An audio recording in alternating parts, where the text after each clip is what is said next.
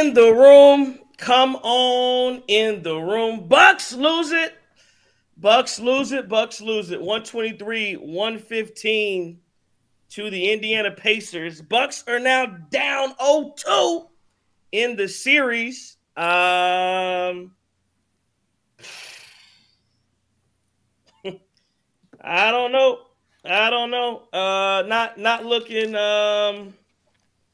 Not looking great right now. Not looking great. Come on in the room. Bucks lose it again by 8 tonight to the Indiana Pacers. Almost a repeat of game one, where you're in the game. Or excuse me, you start off terrible. You start off trash. You start off, you're basically giving 10, 15-point leads. You're spotting Indiana 15 points to start the game. That's how this thing continues to start. And then you settle down, you hold steady, and you play better than Indiana.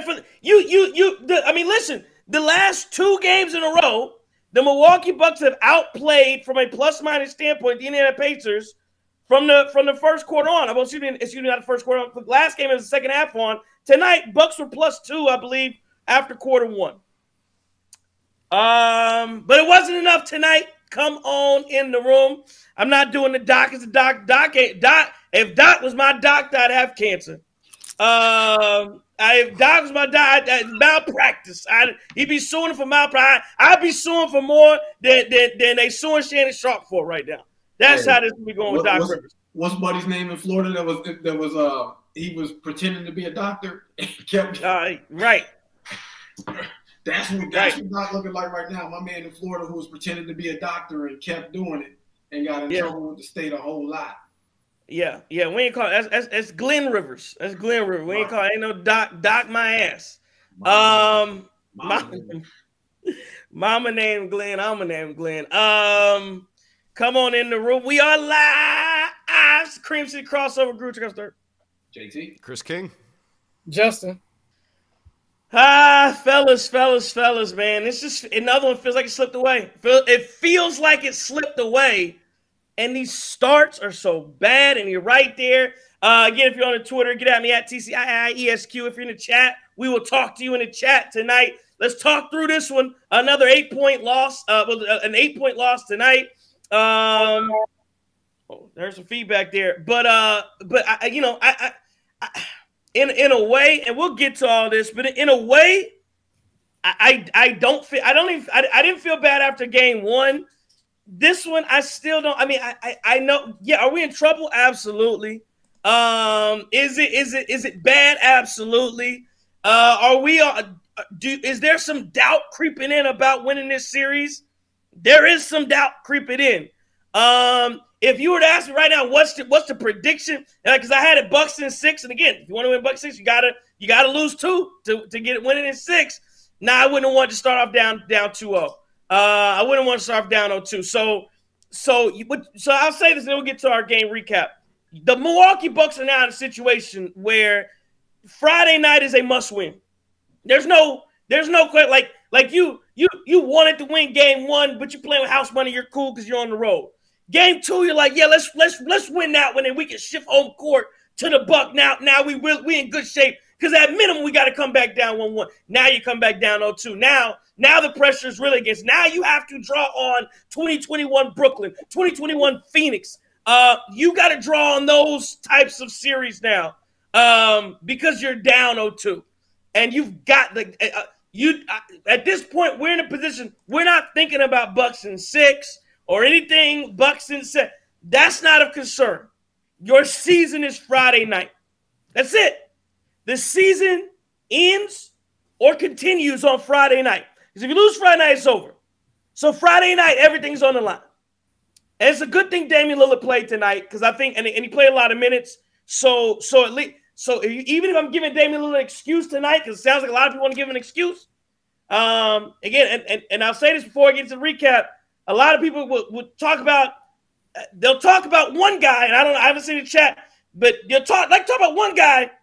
I'm gonna tell you, I'm not gonna say the reason we lost.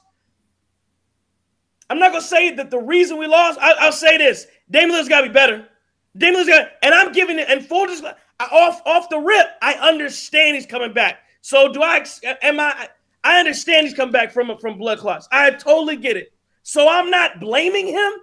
But I'm saying if you're going to be on the court, and the whole premise of this thing is we got Giannis, we got Dame, that's why we're going to run through the East, and that's why we can beat everybody else out there. That ain't Damian Lillard. That's somebody with number 0 on. That looks a little like that ain't Dame. So again, if you tell me that's like blood clots is the reason, if you want to go 4 years straight with some injury excuses, cool. But we're either going to find a way to win or we're going to make excuses. And I'm not saying you can't, but I'm just saying Damian Lillard can't be your third best player. Can't happen. Not if you want to win a series where you're already a top heavy team. But let's go to the game recap tonight. Giannis 34, 18, and 7. He just does what he does all the time. My complaint about Giannis tonight, and he was 14 to 27% from the field. He was 6 to 10 for the free throw line. My complaint about Giannis tonight, defensively, he's got to be better. He had 4 turnovers. Defensively, he's got to be better. He's got to be locked in on both sides, because what I saw from Giannis tonight, I don't know if you guys watched that game last night with the Denver Nuggets. That Nuggets game against the Clippers, and they'll talk about they'll tell you all about Joker's stats. Stat line look nice. Joker didn't play a lick of defense. They lost. The Denver Nuggets lost against Joker. Ain't playing on defense. Giannis it looked much closer to Joker tonight. It wasn't Joker, but it looked much closer to I'm putting up big stats, but I don't really care about getting back in trenches. I don't really care about guarding my guy. I'm off ball. I'm just out here. I'll get a block if somebody comes in my area. That's what Giannis did. Giannis's whole thing is, because even his MVP argument is, I'm the best two-way player in the game, and Joker isn't, and Shea isn't. Fine. Tonight, Giannis played a lot of one side of the basketball court. He didn't play the other side. That's our complaint. Still a fabulous game from him, 34, 18, and 7. But again, wasn't enough. Brook Lopez, 8 points, 1 rebound, 1 assist, 4 blocks tonight. Again, I tell you, ass. I mean, he had 4 blocks. I thought he was great I thought he was great interior, but if perimeter, I'm telling you, and Brendan Haywood, I don't even like Brendan Haywood. He talked about it at length. He talked about it at length on the broadcast tonight, where they get the 1-5 pick and roll. Oh, it's lights out. If you got Brook on the perimeter tonight, it was a bucket. If you got Brook on the perimeter tonight, it was a bucket. Inside in the paint, I thought he did a much better job than normal. But if you got him on the perimeter, you might as well go ahead and start putting up the points. Torian Prince, 6 points, 4 assists, 2 steals, 2 of 4, 2 of 3 from 3. I thought he was a little bit better tonight because at least he was ready to shoot the damn ball. But here's my thing, JT.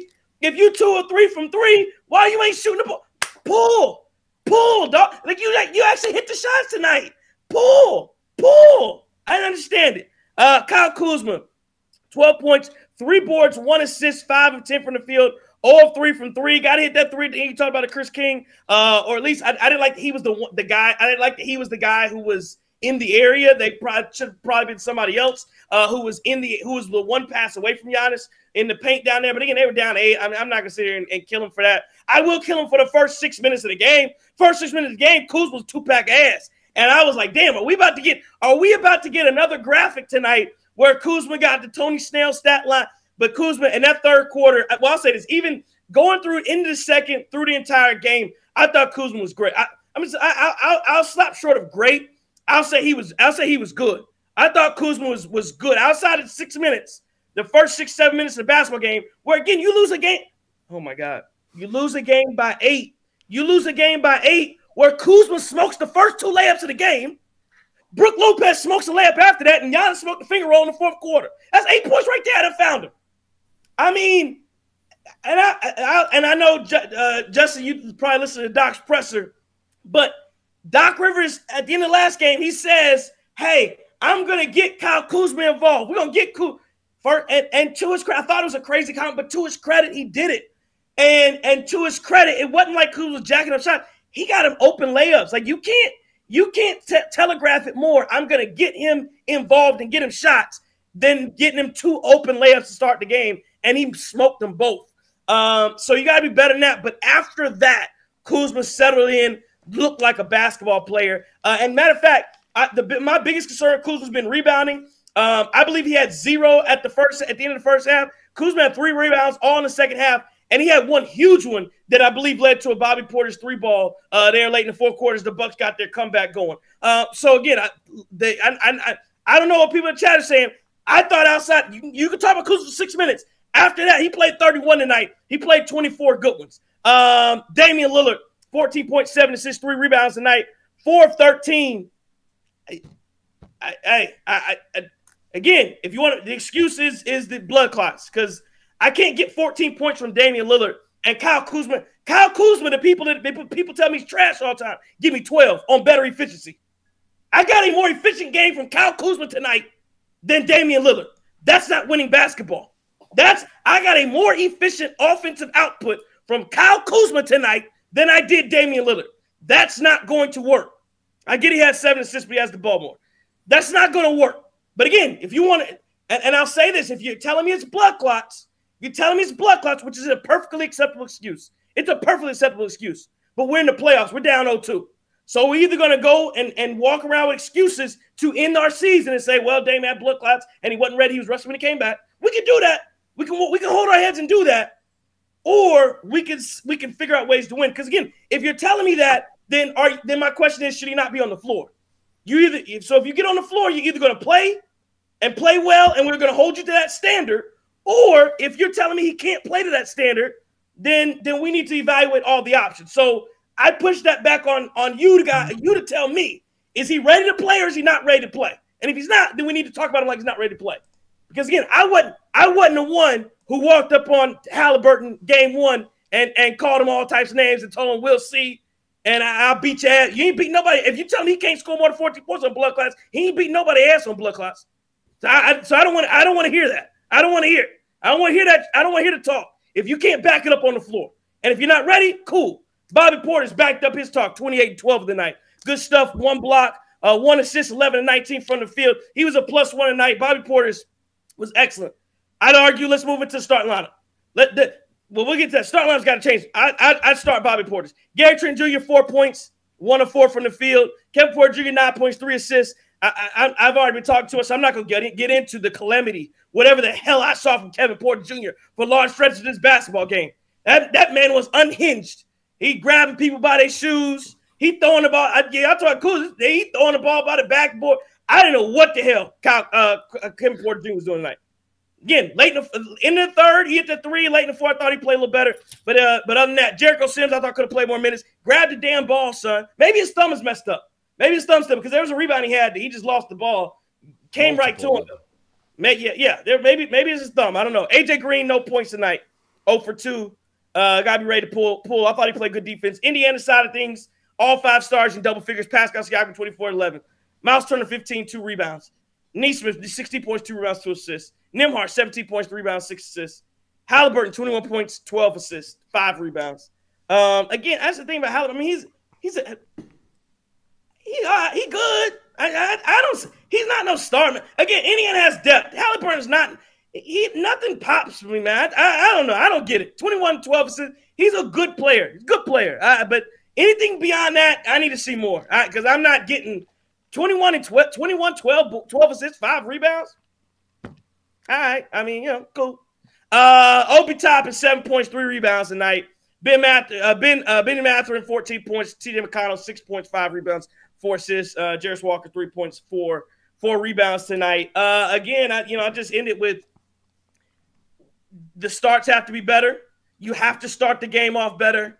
And again, I think I'm not saying that the smoke lamps is what lost it. I'm not going that far. But I will say that the entire start, you can't spot a team 15 points. Can't do it. So between spotting somebody 15 points, and again, my thought, I'll say here are my 3 reasons the Milwaukee Bucks lost tonight. Spotting people 15 points. Overall defense was bad too. 123 in the playoffs is unacceptable. But I'd say overall defense plus bad start. And then I look at Brook Lopez, who, just perimeter gave up everything imaginable. And then I go to Damian Lillard and I go, again, if you're this, and I said it before, I say it again. The entire premise of this basketball team is that the Milwaukee Bucks The entire premise of this basketball team is that the Milwaukee Bucks are a top-heavy team, and they're going to beat you because we got Dame and we got Giannis. That's everybody else filling where you need to. I wish we could have got more, but again, I think you got to play a little better defense. The turnovers we had tonight. 15 to Indiana's 8. That's bad too. But again, I just need more from Dame. I really do. And again, I know people would kill me. Blood clots, get it. So if that's your excuse, print it up, write it up, and say, well, we can't win the series because Damian Lillard has blood clots. But I'll tell you, we can't win the series with Damian Lillard playing like that. We cannot. So if Damian Lillard is going to play, if Damian Lillard is going to play like that, it's going to be tough to pull off 4 of the next of the remaining 5 games left in this series. That's what I got. JT, what you got? You know, I think the thing, we've said this before, you cannot try. Doc, the only thing that changed in that starting lineup was Ryan Rollins, and we got exactly the same result. Slow start for that lineup. Doc, if you're listening, you have to change something. You cannot trot that lineup back out there again because we got exactly what we expected. Now, Dame, let's talk about Dame for a second. I think the blood clots, coming back and recovering, we knew that Dame was not going to be in prime form coming back. We knew it would take some time. I'm kind of glad he played tonight because if Friday night is a must-win game, hopefully, all right, it's not your first one back. You're a little warmer here, a little more. You get maybe a little closer to getting back in the game rhythm. I mean, to be fair to Dame, he started out 3 for 6 in that first half. It went all downhill that second half. He only made 1 shot, right? It went all downhill second half with the inefficiency and everything else. But he started out 3 for 6 in that first half. But again, I agree with you. I don't think you really got you didn't get what you needed from him. It is what it is. Turnovers, man. We had 11 turnovers in the first half alone. That's absolutely abysmal. You look at it, we finished the night with 16. I mean, Kevin Porter Jr., you talked about it, was an absolute mess. He had 3 turnovers in that first half alone. It was just, I was disappointed because it just felt like one of those nights where these dudes don't have it.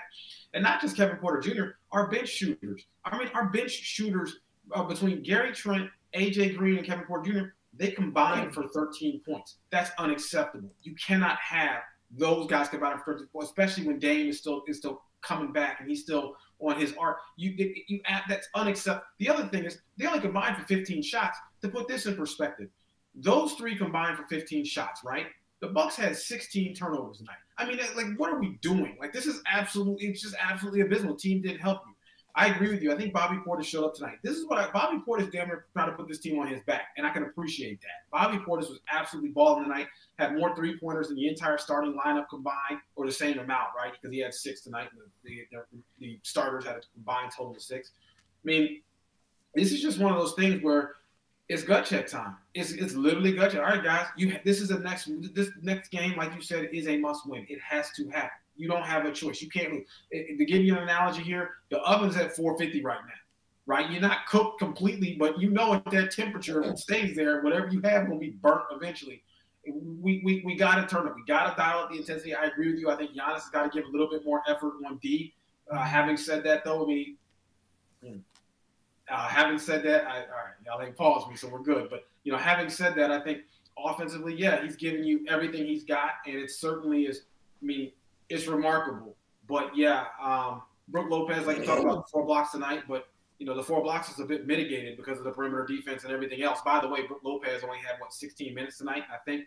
I would expect to see that for the remainder of the series. I think at this point, I really can't. Hey, we got to cut Brook's minutes. 15, 16 minutes, big fella. That's about it. But really looking for some diversity in the lineup because if we I'll go this far and say if we trot the same lineup out there today, there's a possibility of that broom coming out. Now, I think this team is going to fight hard to really avoid that from happening. But, you just can't start this slow against this Pacers team like that and just and expect to get the gap with everybody being where they're at right now. It's just not going to happen. Yeah, no, Giannis will never get swept. Let me, sorry, Chris. Let me do the super chats right now from NYC Demon. Super chat says, Doc can't see things that casual fans see at home. I've been right about that bum. He's getting out coached. We don't even have out of timeout plays. We start the half with the same lineup and go to that stupid zone. He then adds, Doc is the biggest reason we are down this series. We start the game with the ball in Kuz's hands, then the half with the backcourt violation. That was a shot clock violation. and a zone. They also got 3 out of that. And I think I had one more from NYC Demon and another super chat. He says, last thing, the Pacers have all the right to talk trash. WTF, we showed this team for them. Oh, basically, what have we shown this team for them to be afraid of us? They stay beating our ass. They had 103rd. You can't win that way in the playoffs. NYC Demon, absolutely. I mean, you're not wrong about any of these comments here. I don't disagree with anything at all. Doc Rivers has been a problem. Defense has been a problem. Lineups have been a problem. And all that. I'm not. Halliburton can talk. Talking is fine. Talk is fine. It's just it's the same. Let me tell you this, Jake. To your point, the Bucks will not get swept.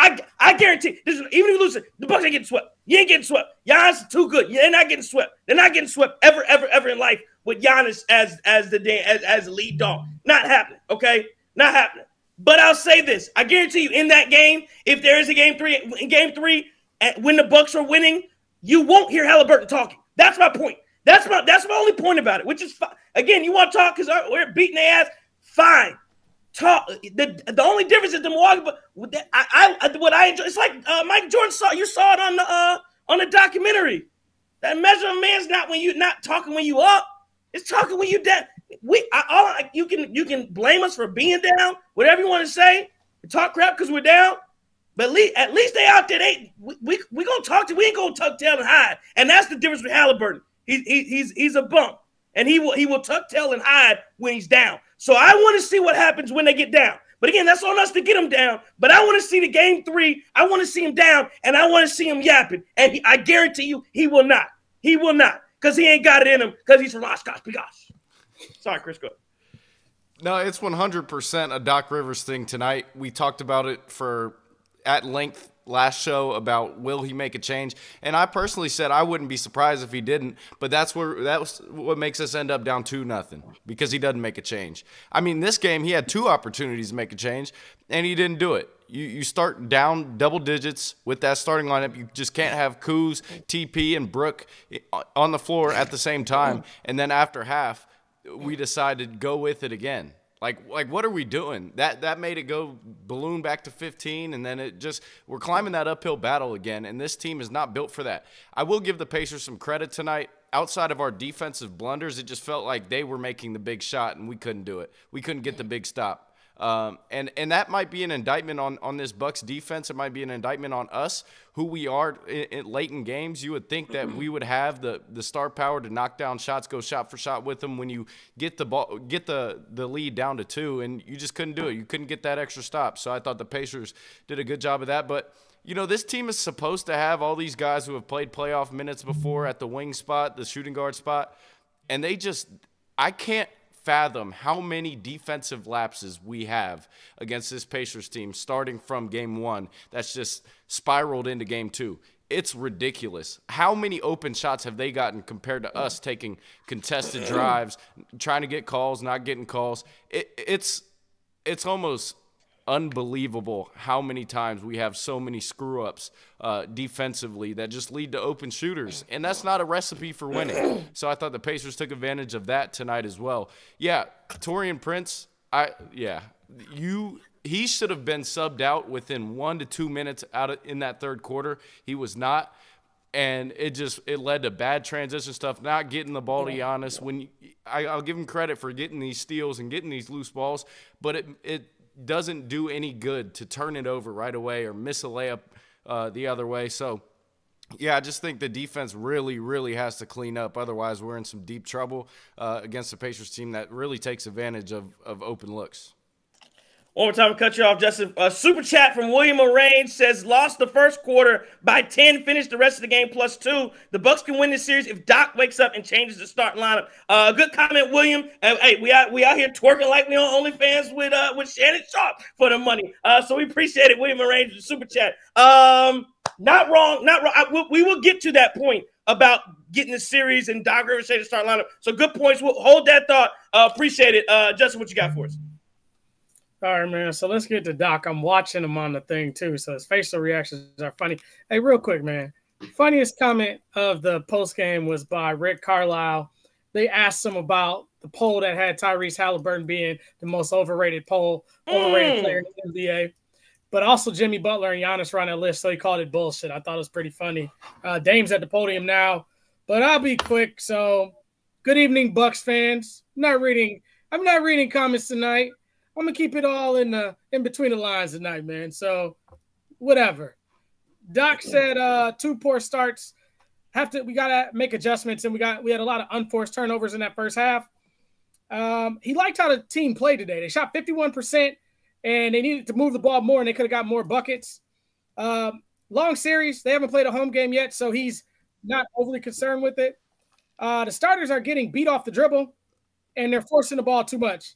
Halliburton played he beat players off the dribble as well, and the inability to contain him is a big reason why we lost that game. KPJ has to contain himself more. He thinks that he'll be fine as the series progresses. He has 48 hours to figure this out, and he feels very confident about figuring it out. You can't give text for some of that stuff, like the looking at each other and stuff like that.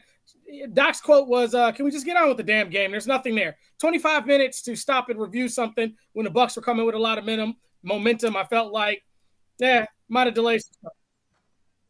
I added that part in. He did say He did say they need to stop reviewing all that stuff at the monitor for the technical files and go on with the damn game. Dame was exhausted, gave it everything he had, let him blow out the tank because he failed. They had 2 days off. BP played well, has been playing well, had the right focus and the right tenacity tonight. I think that's a good quote about Bobby.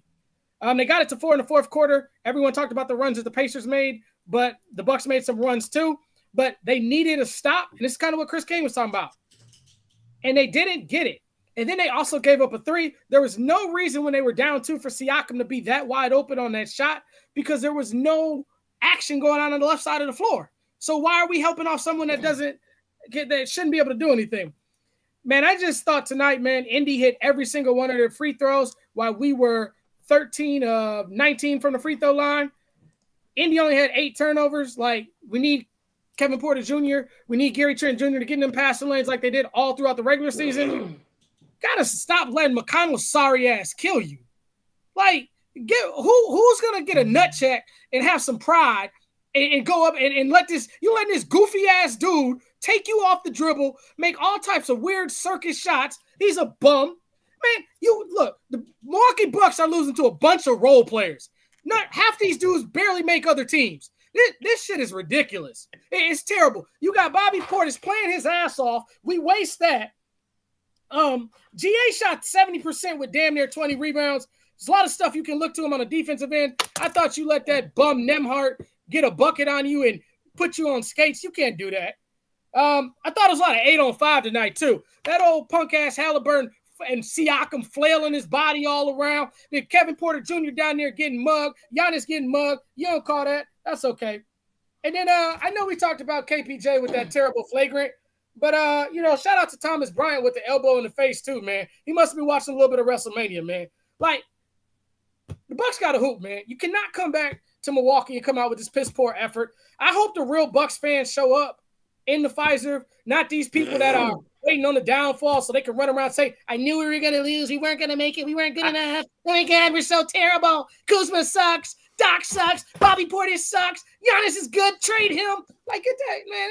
Like, y'all soft. Y'all sit on Twitter all day. Y'all cry. Oh, I knew we were going to lose. I knew we were going to lose. So don't watch. Go get you a damn front-running shirt with Halliburton. I'm mad. There you go. Let it out. There you go. That was pretty epic. That was pretty. Yeah, that was good. That was good. It was good. Because usually it's TC that's ranting. Justin got some gas tonight, so we don't have to. That was good. Give way for let these feelings out. Old man strength. I agree with you. You know, on a lot of that. I think the only thing. So Doc, some of this starting group, right? Doc Rivers. What did he say in the prayer? He said. What did he say about the start? You meant he said something about the starts. What exactly? They're getting beat off the dribble. They're forcing the ball too much. Okay. But did he say he said he's gonna make adjustments? Did you say he said something gonna make adjustments? When he says he said he had 48 hours to figure it out and make the adjustments that needed to be made, and he's very confident about it. Will he do that? And then he also talked about 2 poor starts. And he got to make adjustments. I don't understand. Like. Right. Well, that's what I'm saying. When you say adjustment, is he talking about what he's going to do defensively? Because the Bucks came out and switched everything 1 through 5 to start a lot of this too. He does make adjustments on the floor, but again, are your adjustments going to include changing the groups that are out there? That's got to be that's the question. Is that the adjustment? Because you can't say 2 poor starts. You can't do that, and then tell me about and then give me, well, I'm just going to adjust some scheme. There are no schemes to adjust for Brook Lopez in the perimeter, unless he's not going to get any faster. Again, I'm sick and tired. I'm glad, and I've been kind of the chat's moving a little fast. I haven't seen a ton of Kuzma sucks in here. I don't know. Maybe they still saying I ain't seen a ton of it. But Brook Lopez, again, I don't care what these people. There are people who get around, and these people who claim to be smart people, and they give you these numbers, and they'll give you these stats, and they'll tell you this is how you do it, and this is the analytics, and this is the drawback of this, and the VORP of it. They'll tell you all these stupid stuff, right? I'm watching him. What is the stat for? He can't run no more. What is the stat for when they get him in the pick and roll? He doesn't know what it's not that he doesn't know what he can't do anything about it. He can't do anything about it. So I'm almost at a point where I'm not even calling Brook Lopez sorry, but you can't ask a fish to walk. He can't do it. So I just get like, what are we doing? There goes the Peter got Kuzma sucks. So that's what I'm saying. That's that loser stuff where you get it, where you just get to just repeating stuff over and over again. Kuzma had it again. I'll tell you, Kuzma had a more efficient offensive night shooting the ball than Damian Lillard. That's supposed to be my second best player. That's what I got a problem. Ain't no somebody tell me about that. And again, I get it. I don't. Blood clock. Jamaican. Cool. But I'm not understanding. Somebody's got to make that make sense to me. Again, you're either on the floor or you're not on the floor. But let's talk about defensively to start. Defensively, yeah, I just think you got to change lineups. I thought AJ Green, even though he didn't play, I thought he was good defensively. I really did. I thought he moved his feet. I thought Jericho Sims moved his feet as well. Got to grab rebounds, but it's just so many open shots, so many miscommunications. That zone is busted. That zone, but you cut that zone out. You cut that zone out. Out sometimes now you can tell me the layups are lucky. All right, now we playing games. Now we're playing games. But that zone was busted. Kenny Mac, we're not fans of Kuzma. I don't give a damn who you're a fan of, fool. I ain't a fan of you. How about that? But the zone, I'm done. But that zone is busted, man. It is busted. It's giving up open shots left and right.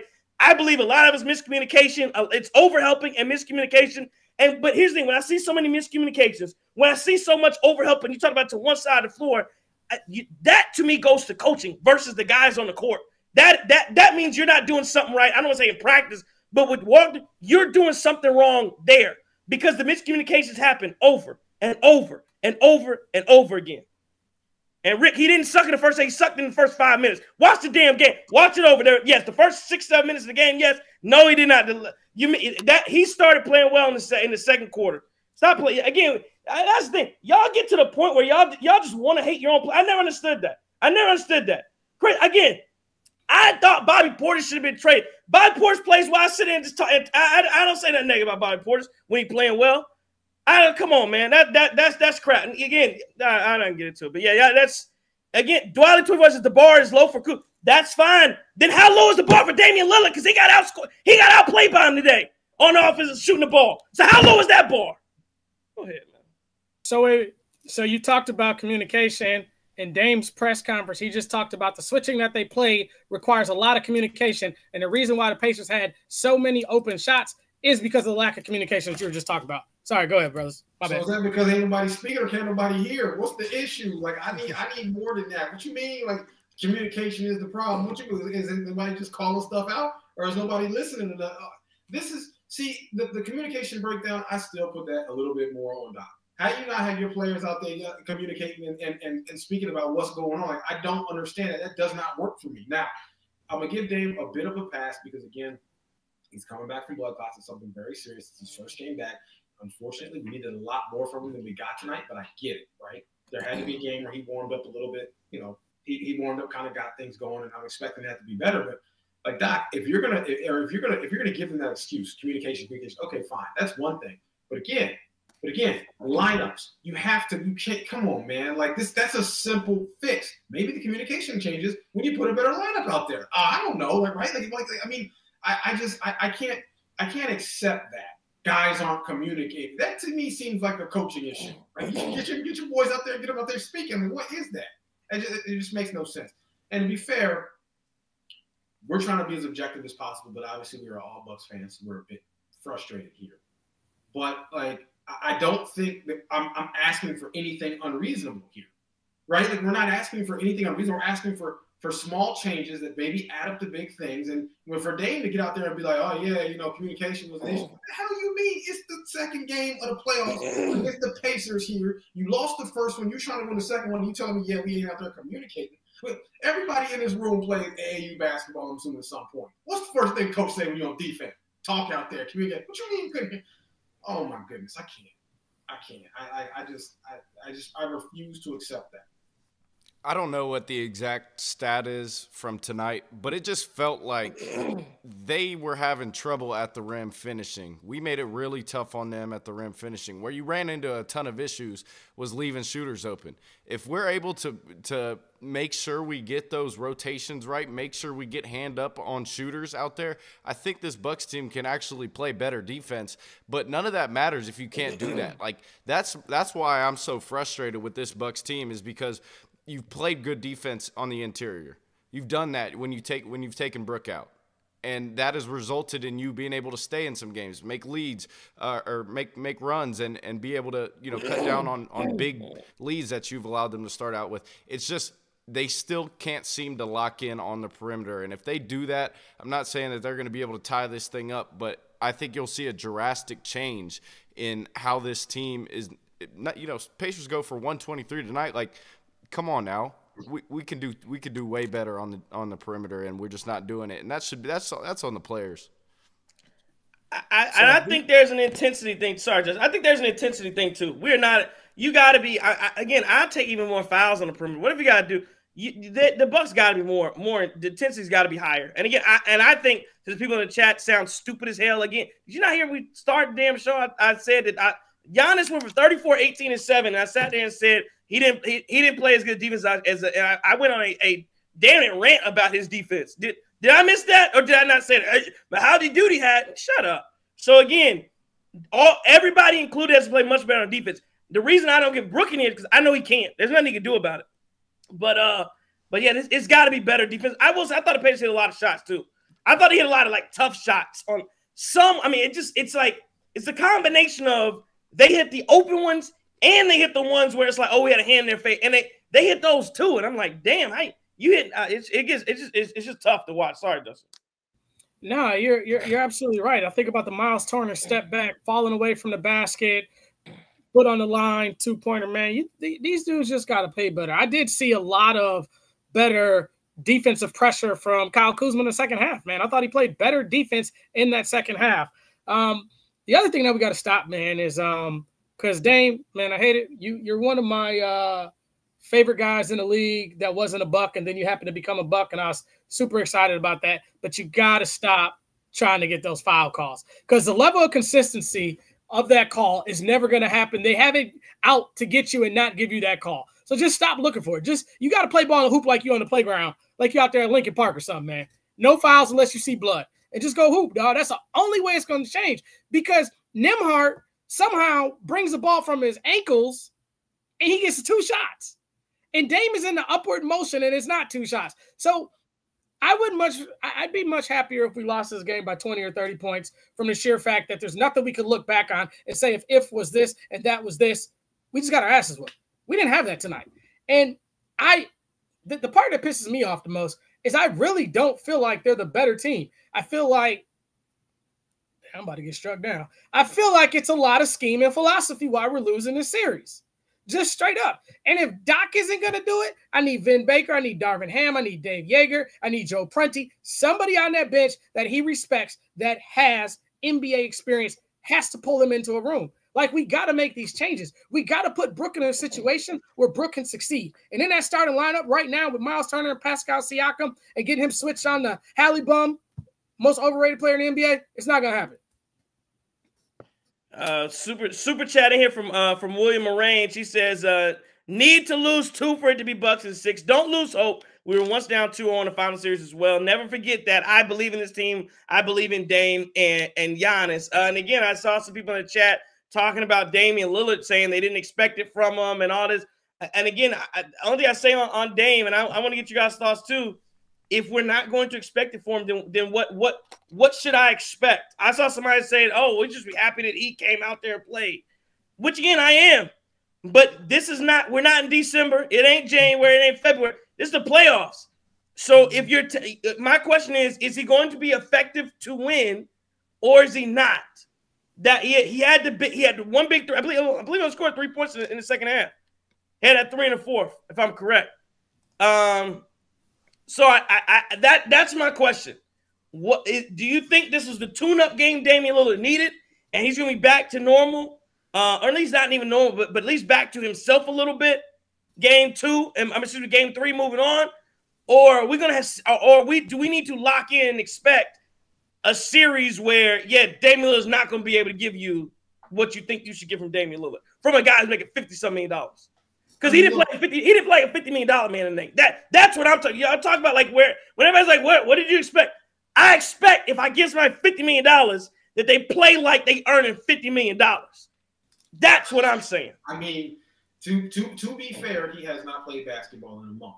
It's fine. Right? And when it comes to rhythm, when it comes to all of that stuff, I mean, it is what it is. He has not played basketball in a month.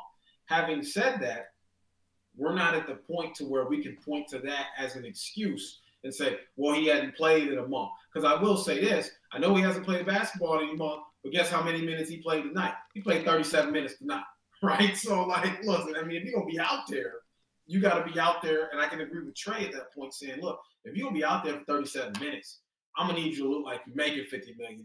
But on the same note, I mean, there is some rust. There's what I would call a reasonable amount of rust for a guy who hasn't played the month. The problem is we don't really have the flexibility for him to shake the rust off. Like, that needed to be off yesterday. Because now Friday, again, is a must-win game. And I can't have Damian Lillard on Friday in a must-win game go out there and go 4 for 13. That's not going to work. That's not going to work. That is definitely going to be a problem. Again, I told y'all that oven's at 450 at this point, right? Oven only go up to, 475 before you start broiling, right? Is that about right? Something like that, too. So, look, this thing is hot. These boys have to pull this thing together. And honestly, we're looking at Damian Lillard. But, again, I'm not going to go ahead and put this all on Dame. We can't do that, obviously. I'm really more disappointed in our bench shooters because what the hell was that?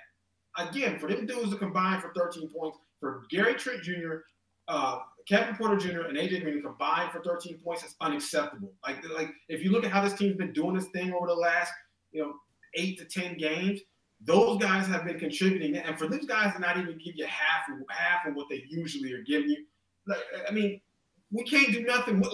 There's nothing we can do. You see what I'm saying? Like, not until Dame gets back to being Pete Dame. Like we need these guys. And they gave you next to nothing tonight. They really did. I mean, like we talked about it earlier, Kevin Porter Jr. was an absolute mess in that first half. It was an absolute disaster. I don't know what Kevin Porter Jr. Now, gave us a little something in the second half, too. Gary Trent Jr., Dame's been falling flat for him. Like, AJ Green, I think AJ Green only took 2 shots tonight. Like, you can't have that little production from those 3 guys on your bench. Like, you need your bench shooters to show up. Yeah, and I also think AJ really hasn't got much of an opportunity in this series, which, I mean, is frustrating as all get out because we see throughout the regular season there's been points where he's been able to really go crazy. And I know he had in the past month he kind of struggled a little bit, then he got it going again. But, man, I don't look at AJ as like a liability on defense against the Pacers. So with that being said, I would rather him be out there to knock down threes because he'll get them up. TP ain't even shooting them. TP's not even shooting them. So that's an issue. As far as Dame goes, I just feel like the way he played tonight, extremely rusty, I would say. But there's too many times where the ball is just stuck when he has the ball. And I don't know whether it's the traps. I don't know whether it's the Bucks not moving the ball as a unit. But it can't be this hard to get good looks as the guy you are advertised as the $52 million man that comes over here, top 75 player. Yeah, you got a couple more years under your belt. You're getting older. But at this point, I don't see why he's having so much trouble in the pick and roll when they blitz and why this Bucks team can't find more open shots for him. It's really frustrating to watch. They still look like they haven't figured it out 2 years into this Dame thing. Yeah, for me, it has to be at some point where the Bucks, and this is going to be kind of redundant again, where you just get tired of these dudes. Like, But and the answer isn't to go back and punch them in the face. The answer is to play better basketball than them. Play to your basketball card. If Kevin Porter Jr. played to his basketball card, what it's been the last 3-4 weeks, we win this game. You can't get in the, like, that's what they want to do. They want to bait you into the BS. They want to get in your head. They want to do all that stuff to you. I look at this series so far. There's been 8 quarters in the series. Indiana's outplayed the Bucks in 3 out of the 8. You've won 5 out of the 3, and you can't win the basketball game. Head's got to roll, man. And I agree with you. AJ Green does need more time because he's not as bad as an on-ball defender as what Taurean Prince is right now. The TP that we saw in the first half of the season, this is really like Malik Beasley-esque, where he is gone. He's missing.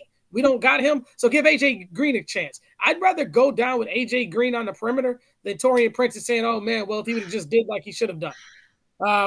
There's a lot of good things going into Milwaukee, but we got to go out there and we got to hoop again. It ain't no way around this stuff. Like, these dudes got to take it personal.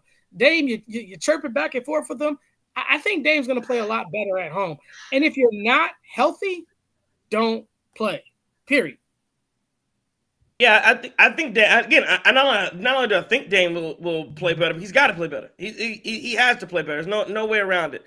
But again, I think the guys got to be more aggressive. I think offensively got to be more aggressive, rebounding the basketball. Defensively got to be more aggressive, rebounding the basketball, getting stops. And somebody in the chat said, that we only played 1 good quarter, whatever it is. But again, somehow every time in the fourth, you can't convince me these are fake comebacks because it's happened now twice. I don't believe, and Indiana wasn't up 20 like last time they were up 20-something. They didn't get up 20-some points this time, where you could make an argument, oh, maybe they put their foot off the gas. No, they didn't. Their foot was not off the gas. Your foot ain't off the gas when it's a 6-point, when Dame hits a 3 and gets it to a 4-point game. We got it down to 4, right? Did we get it down to 4, I believe, in the fourth? Yep. Yeah, your foot ain't off the gas. You're playing basketball. You're playing legit basketball. So that lets me know there is something there that the Bucks have. But again, it's always with a different line. You realize every time the Bucks are playing well, it's with a different lineup than what starts the game. And when I say well, they're playing at a high level. So you have, again, there's this, again, Doc has already committed culture malpractice. You cannot continue doing so. You cannot continue to do so. You have to make changes to the starting lineup.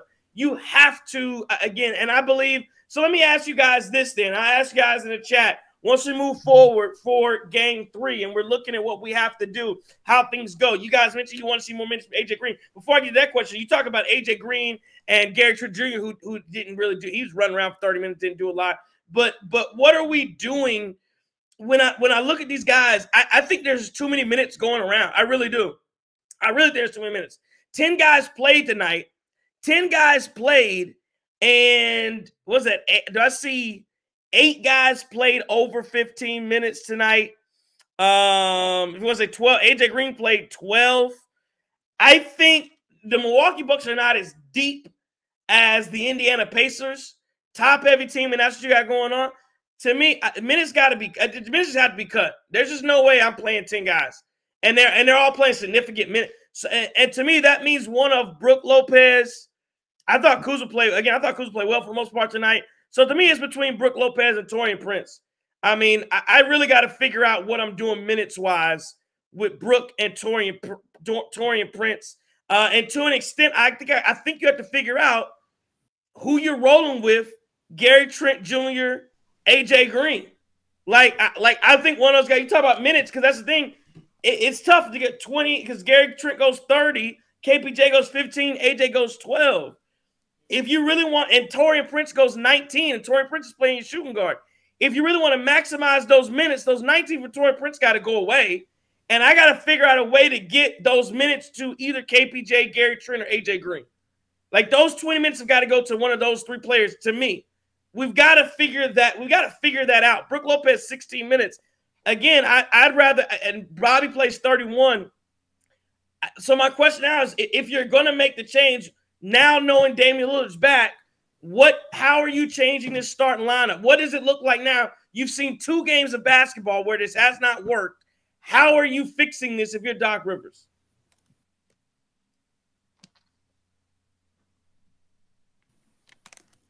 Anybody? I agree with you. I think Prince goes to the bench.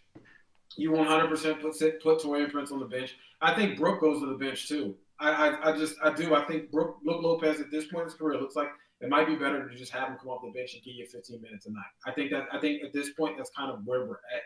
For who? I understand when you talk about who are you putting in over him? Man, do you roll the dice with Bobby? Do you roll the dice with Sims? Do you go ahead and do you roll the dice and do? I mean, you got to do something. And I think unless you talked about last night, you said we can go. I think the other night you were saying we could go Dame, Gary Trent, Kuzma, Giannis, and Bobby. I think is that what you said the other night? You said yeah. I think maybe you do that, or there's another lineup where Kuzma goes to the 4, Giannis goes to the 5, right? And then you got and your 2 and 3 are AJ and Gary Trent. And Gary Trent. And I think that might work too. I mean, at this point, you've got to try something, and I don't know how long you stick with that if it doesn't look good, but I think you got to try. You have options at this point. There's no question that you actually do have some options. What you can't do is go back out there with this lineup again and expect a different result, though. Yeah, I think to me, I'm going AJ Green in the starting lineup, and I'm throwing him on Nembhard. I just think I've seen a lot from AJ Green on the perimeter when he's, in those isolation situations, and I think AJ actually has the motor to stay in front of Nembhard. I think when it comes to the 4-5, I would probably go Giannis to be at the 5, and then I would go at the 4. I'd go Bobby Portis. I just think you need that kind of scoring punch. If this is how you're going to keep starting games, I think with Giannis at the 5, you make up for Brooks' lapses and you go full offense to start this thing, because you just can't keep building these 10-point deficits in these first quarters. It's just not a sustainable thing. I think that brings some pop to Fiserv as well, putting Bobby in that starting lineup.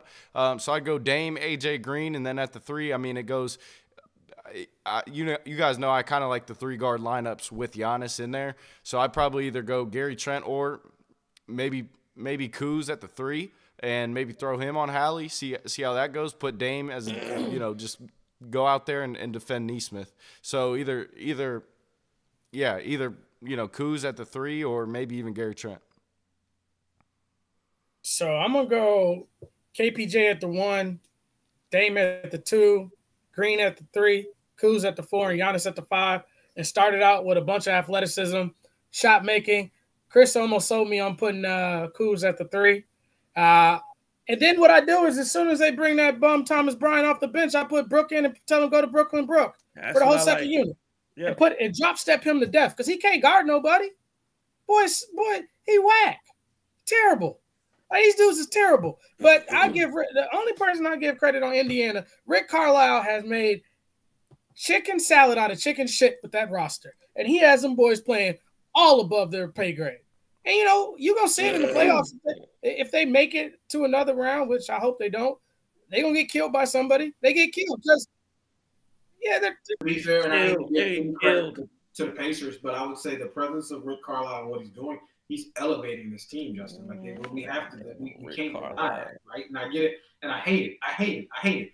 But you can't tell me that Rick is not – when you talk about this roster, no, getting out of this team. I mean, Rick is trying to elevate this team. Now, Doc's not helping us too, but that's what you need, a coach that elevates. You need a coach that helps you get. And I don't understand how Doc has all the ingredients, right? You got maybe not all the ingredients, but you have a lot of really good ingredients in front of you. You still can't make shit. Can't make nothing at all. Just burn up everything. Just can't, right? I mean, it just makes absolutely no sense. Mickey says Bryant's better than Brook. No, see, that's the thing. When you go Brooklyn Brook and have him playing under the basket and not below the rim, but if you have him playing back to the basket and doing that kind of thing, he can absolutely destroy Thomas Bryant.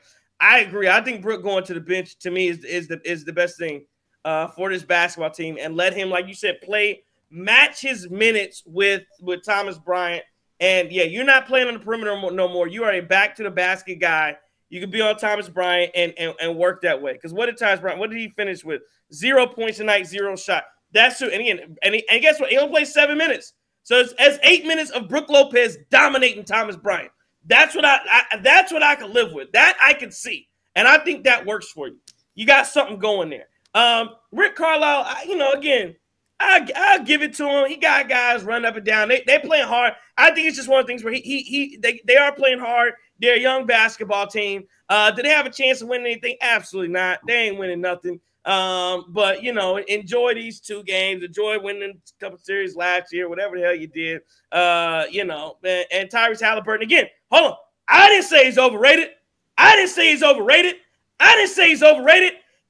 His peers said he's overrated. The guys he goes to work with day in and day in and night, they said, hey, I look at him and I see bum. They said he's overrated. So I'm sick of people. Oh, you sound salty. No, I don't. Did the rest of the league salty? Why they salty when they watch it? And Rick Carlisle with that, the dork ass quote, I'm going for Rick Carlisle with that stupid ass quote talking about what he say? He says bullshit because Giannis is on the list and LeBron's on the list. Well, guess what? Who? Jimmy Butler was 2 and Giannis was 3. But Giannis wasn't 3. Giannis had 2.2%. Giannis was way at the bottom. Giannis was not 3. I don't believe he was. Maybe what? He's the third person Rick Carlisle listed. Is that what you're saying, Justin? No, I don't think Giannis. Oh, that's what Rick said. Yeah, he alluded like it was 3. So I don't believe it was 3. I don't believe Giannis was 3 at all. I know LeBron was up there higher than Giannis. Matter of fact, Kyle Kuzma was on the list too. But no, Halliburton leads the league in being a guy that's overrated because the rest of the league looks at him and goes, yeah, he's not that guy. He's just not. You say he get downhill, cool. Again, how tall is he? 6'7"? He's about 6'6". Something like that. He's just tall. He's lanky and can handle the basketball. Yeah, if he was 6'2", hell no. If he was 6'2", it'd be a hell no. And that's the thing. It ain't like he's 6'8" and going out there and giving you no Luka buckets. He ain't that's what he ain't no Luka at 6'7" running the point. So yeah, if he was 6'1", he wouldn't even beat Chris Paul. He wouldn't even beat Chris Paul. Didn't he 3 for 10 from behind the arc today too? 3 for 11, something like that. What was he? Halliburton. He was 3 for 10. Of course he was. Yeah, because he's a bum. Somebody said Gobert was 2, which again I can see that list looking real nice to me. Gobert was 2. I can see it, and Trae Young was 3. Yeah, that's about right. That's about accurate. That's accurate list. Yeah, Rick Carlisle, you're bullshit.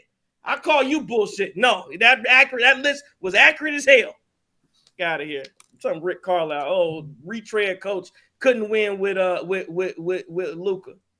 Yeah, he ain't fooling me. You know the other thing that he overrated in front, like you ever notice, like he that dude and all y'all that hooped and played a sport in your life where he gonna talk that fly stuff. He gonna talk it. But he gonna make sure there's 2 or 3 dudes over there with him. So if someone haul off and pop him in the mouth, he can hide behind somebody, man. He a punk. He's soft. He about as soft as Corin Walker, whatever your name is. You soft too. You had Halliburton. To bum ass out of here. I also understand this is how who was it that grabbed Giannis by the at the shoulders? Who did that? Neesmith, whatever his name is. I'm so confused. I'm so confused. I watched the Boston game the other night. Jason Tatum gets hit on the elbow. He gets hit on the elbow. Somebody's going to block his shot. Gets hit on the elbow, falls awkwardly, and messes up his wrist. That's a flagrant because it's Jason Tatum. It must be because he light skinned. Light skin. Light skin fall. You probably perfected that thing. And you get a flagrant for that because you stay on the ground and you fall on the ground. Your coach sitting there telling you, get your ass up. That Joe Mazzulla said, get up. Oh, sorry. So you on the ground, you get a flagrant. Okay. But we got knees. And mind you, Jason, has he won MVP? No. Oh, did he even win a finals MVP? He was the best player on the team. Did he win the finals MVP? No, okay. Okay, he didn't. I just make sure. You have a 2-time league MVP, an actual finals MVP, getting grabbed by the neck and yanked down. And you're telling me that's not a flagrant foul? Is that a basketball play? Absolutely not. And then on top of it, Kevin Porter Jr. then touches Thomas Bryant's foot. And they called that a flagrant? I just don't understand what we're doing these flagrant fouls. Is it the reason we lost the game? No. I'm not saying. I'm just saying some of this stuff I don't get it. I don't understand it. It doesn't make any sense to me. How you're not protecting an actual NBA superstar. Io says we could have had Udoka. Now that's who we should have had. That's a coach. Don't tell about no damn Rick Carlisle. Ime Udoka's a coach. Yeah, we can't let him in the building. The man got to work from home. That's the problem with him. A man got to work remote because he don't know how to act around women. We couldn't have him in the building. And then K is absent says, trust me, Giannis gets a better whistle tail. No, he doesn't. No, he doesn't. Giannis has to earn every single one of his fouls. Every single one of them. Every single one of them he has to earn. Stop it. No, he doesn't. No, he doesn't. You know who gets the best whistle? Jalen Brunson gets a better whistle than everybody. And somebody make that make sense to me. That the three you're talking about when Damian Lillard trying to draw these fouls. If it was I'm watching Brunson throwing his head back every 5 seconds. Foul. I was watching. It was a terrible game to watch. Detroit, New York. It's hard to watch those kind of games when guys are doing that all night long. KML, listen, I'm about to boot you. Johns is part of the problem. I'm not. Come on, man. What are we talking about now? What are we talking about? Karan, I ain't about to get into you. I ain't about to get into it. He's having a block party right now. Yeah, I'm not about to get into this. Look, at the end of the day, throwing people out the club, going full Uncle Phil on Fresh Prince, throwing people out the club. Like, no, Chris King will really throw your ass out the cup. Keep playing. And I hope you live in Indiana because at the end of the day, you still got to wake up in Indiana. Bum. Sorry, JT. Let's get to the next topic here. Is it over? Is the series over? You're down 0-2 right now.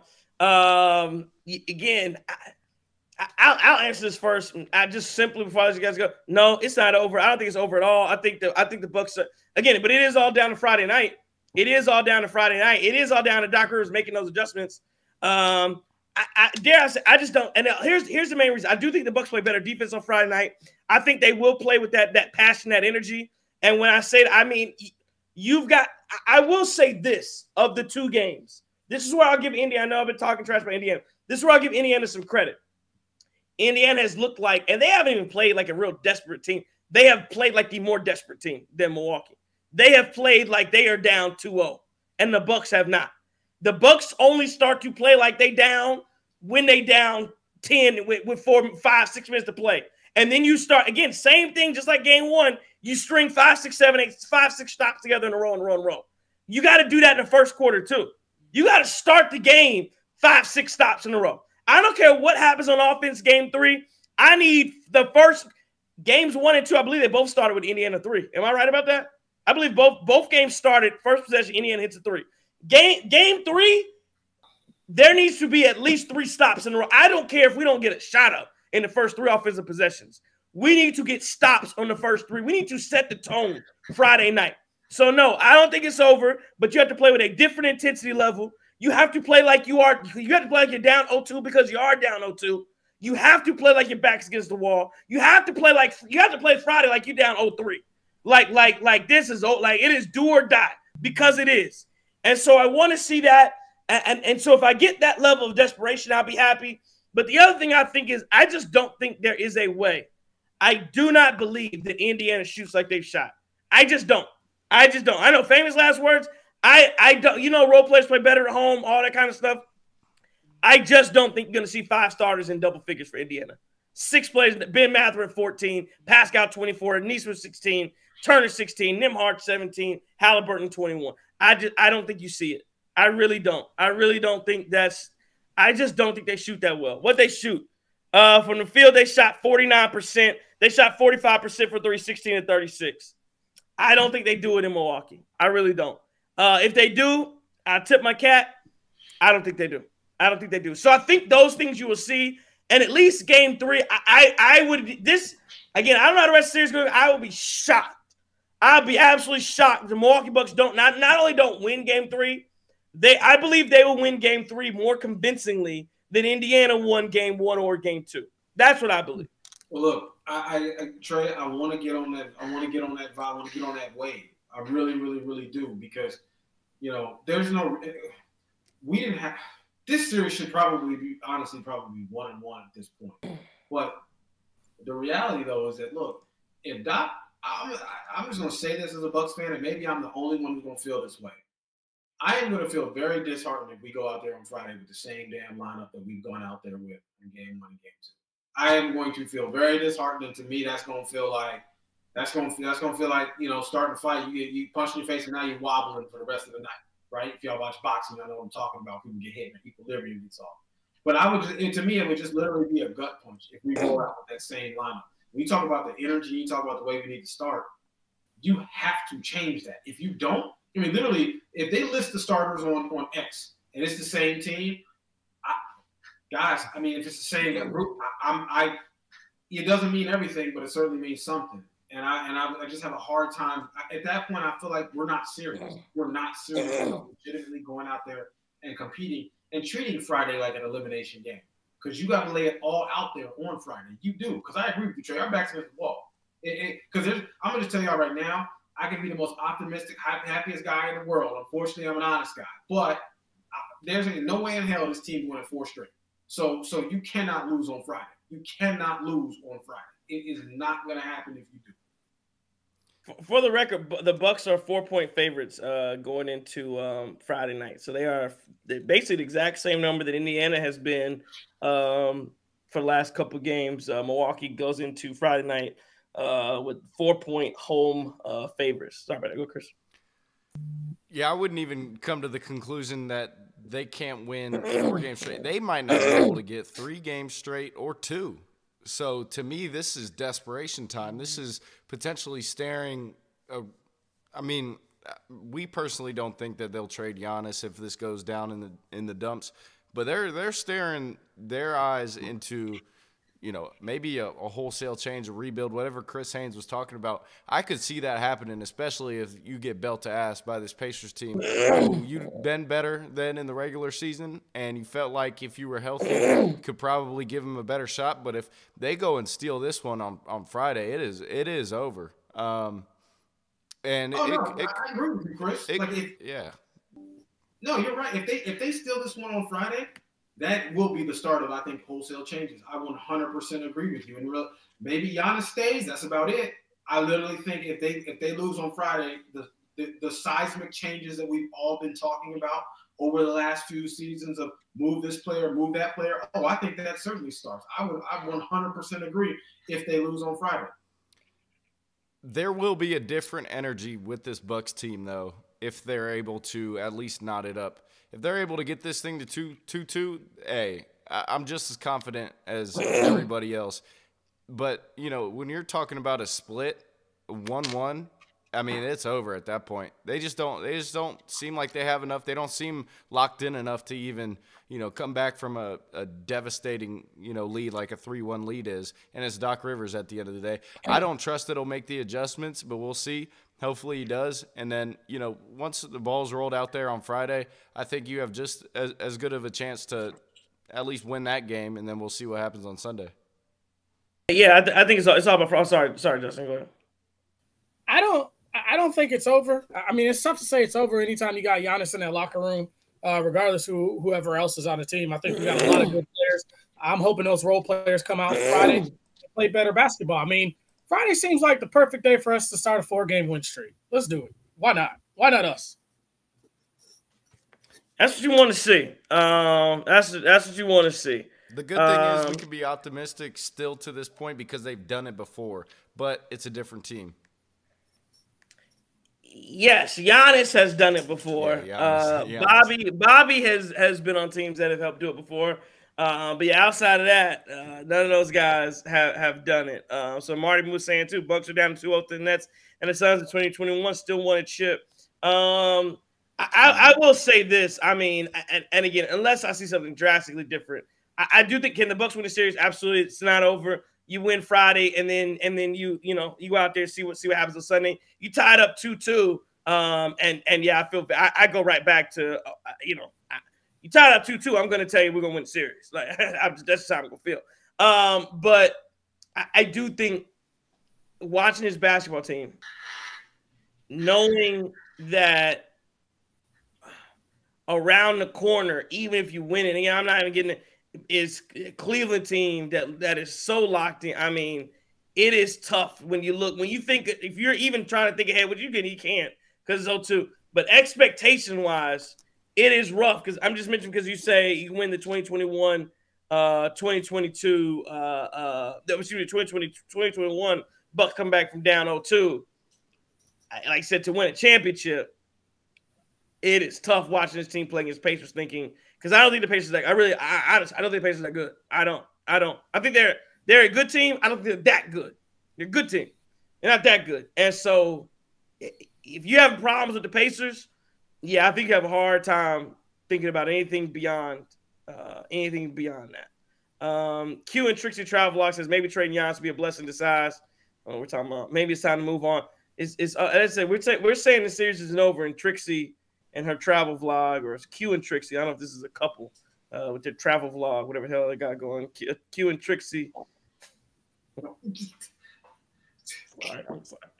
I'm sorry. Are they brainstorming together the comments? I don't know. I love it though. I love it. I love having other YouTube channels. I ain't gonna knock them. It's the Q and Trixie travel vlog. And for those of y'all who read, it's the Q, the ampersand sign, and Trixie travel vlog. Y'all know that's an ampersand. Was it this Q or is this Trixie talking? Hey, I just want to know what the travel packages to Indianapolis are looking like. Q and Trixie, can you let us know that? Yeah, jumping the Greyhound. Al McGuire says, did Q or Trixie cheat? Yo, Go jump on the Greyhound and make that miserable trip if you want to travel package to Indianapolis.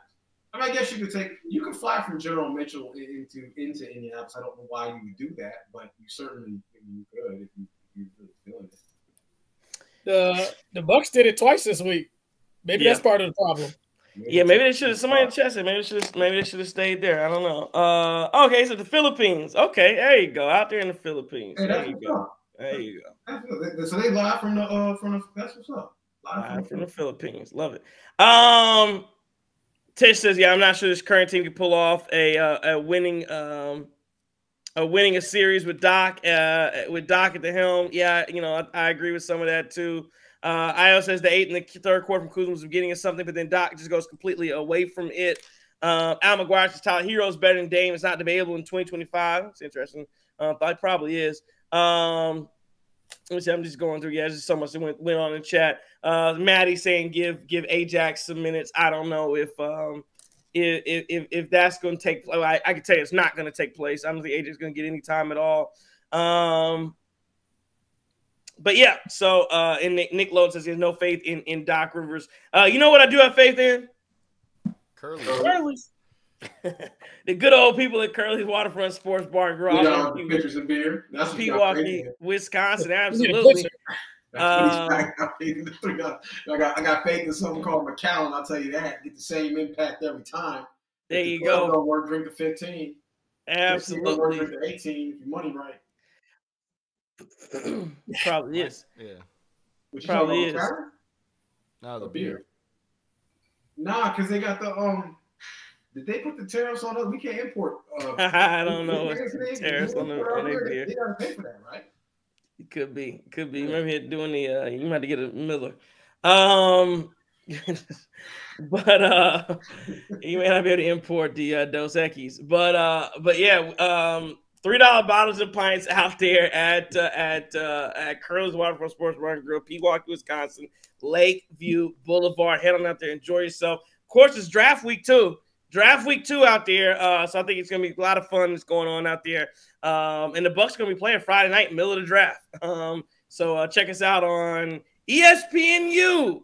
They put the series on ESPNU. That's how I know the Bucks are gonna win.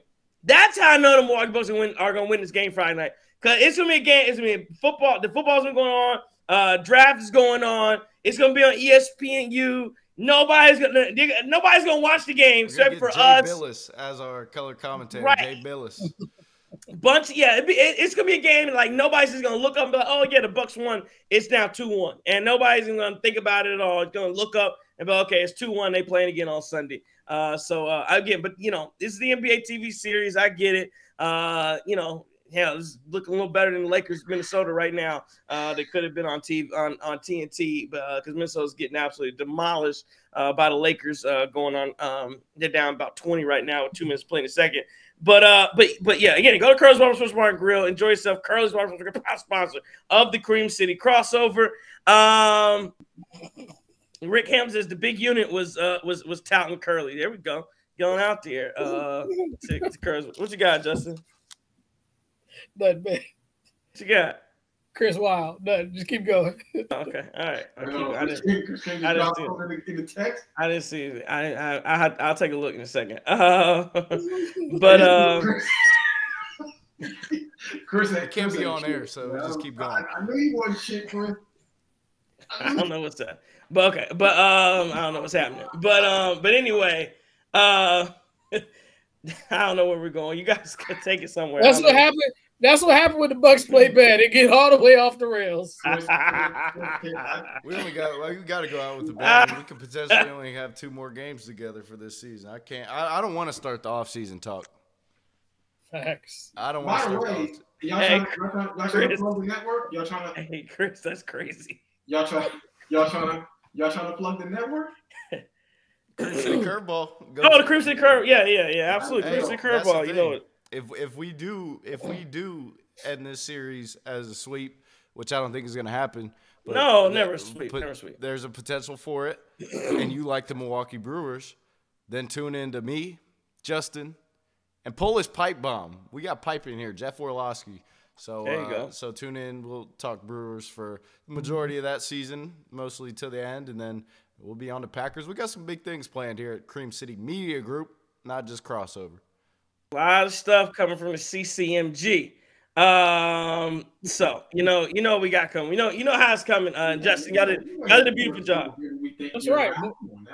Yeah, y'all did a beautiful job today. Milwaukee's a major league city. We're a major league city. We ain't no AAA city. Hell out of here. Indianapolis got a baseball team? Oh, they AAA. They play the Durham Bulls. Damn. No one wants to come to Milwaukee though. Damn. Okay. Boy, if you don't set your never mind. Let me stop. Anyway, man, a loss tonight is how it goes for your Milwaukee Bucks. Can't find a way. They go down 0-2 to the Indiana Pacers. Just too much from Halliburton and Siakam and company and Rick Carlisle. Bucks losing 123-115. What do you guys got going for game balls? I always go second and third. I'm like, when y'all go, I know where mine is going. I know where mine is going. I definitely do. I'm gonna leave my joint at the crib, man. Like I'm not giving the game ball out till we win the game. So, AKA, I'm still pissed off. AKA, the only time I went to Indy was because they had the Final Four or Circle City Classic. AKA, ain't nobody going there. AKA, we want to drive through cornfields. AKA, F all y'all Indiana residents.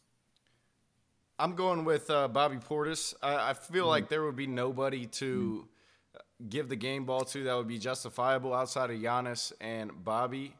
And I think Bobby deserves some credit for how he showed up. I mean, this is a guy who didn't play 25 games throughout the back end of the season, and he's coming out there and knocking down open ones and rebounding the basketball at a high level. I think he should be starting come Friday. I think that's a big adjustment that the Bucks could make to at least give us more of a scoring punch and just some better defense over Brook, at least. So I'm going to give it to Bobby Portis with what do you have, 30 and 10, something like that. So Bobby Portis, a.k.a. my eyes too big for my head, a.k.a. PEDs, a.k.a. watch what you're taking, a.k.a. we needed you and you were drugged up, a.k.a. Bobby Portis, people's champ. Bobby, Bobby, Bobby. All right, that was good. Good stuff. Pretty good, Chris King. I'm going to follow up strong with that, too, and I'm going to go Bobby Portis for my game ball as well. As Chris said, 28 points, 12 rebounds, 6 from 11 from the three-point line. Same amount of threes as all of these starters combined. And 3 times the amount of threes from the rest of the bench made. I'm going Bobby Portis tonight. You certainly deserve it. Way to show up last year. I know that he was ejected from the one game when we really needed him against the Pacers last year. And you know what? He stepped up in this game. He kind of helped try to put this team on his back. So Bobby Portis, well-deserved game ball for you. That's Bobby Portis, a.k.a.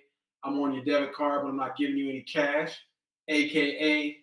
BP Premium Gas. Your gas might be $2, but mine is not. That's all I got right now.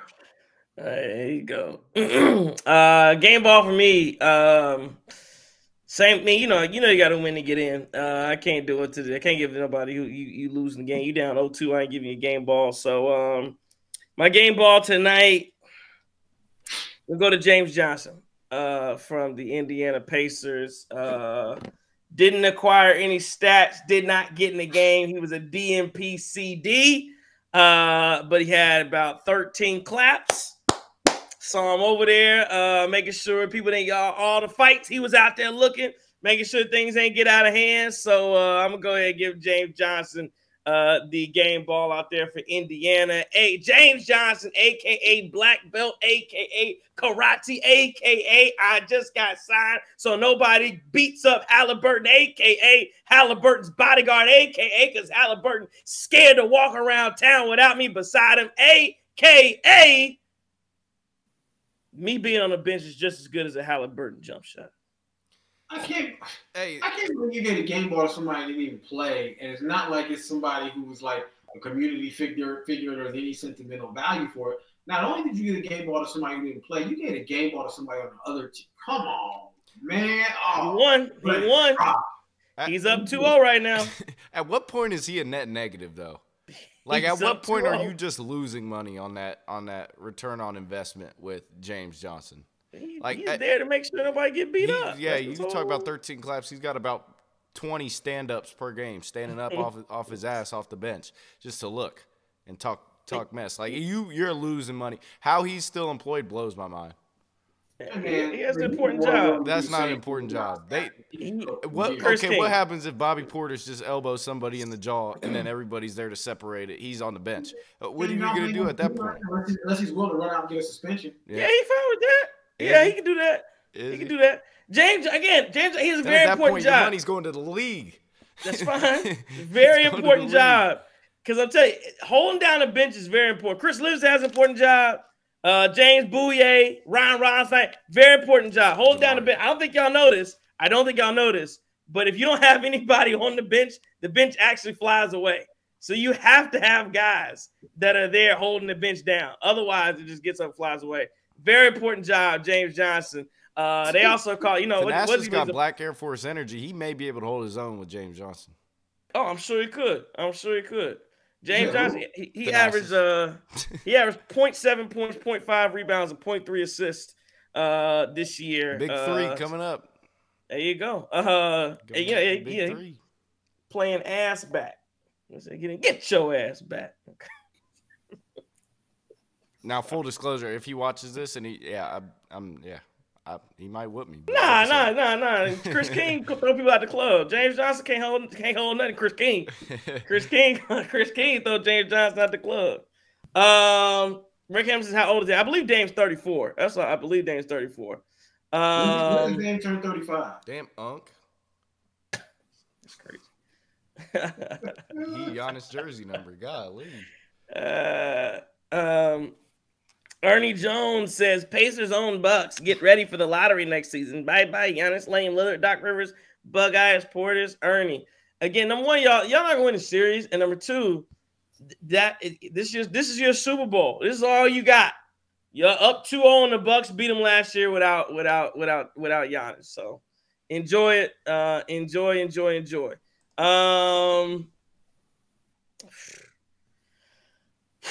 Man, we gotta get this thing rolling, man. Gotta get it back. 123-115. Let's look around the league, fellas, and see what's going on currently tonight.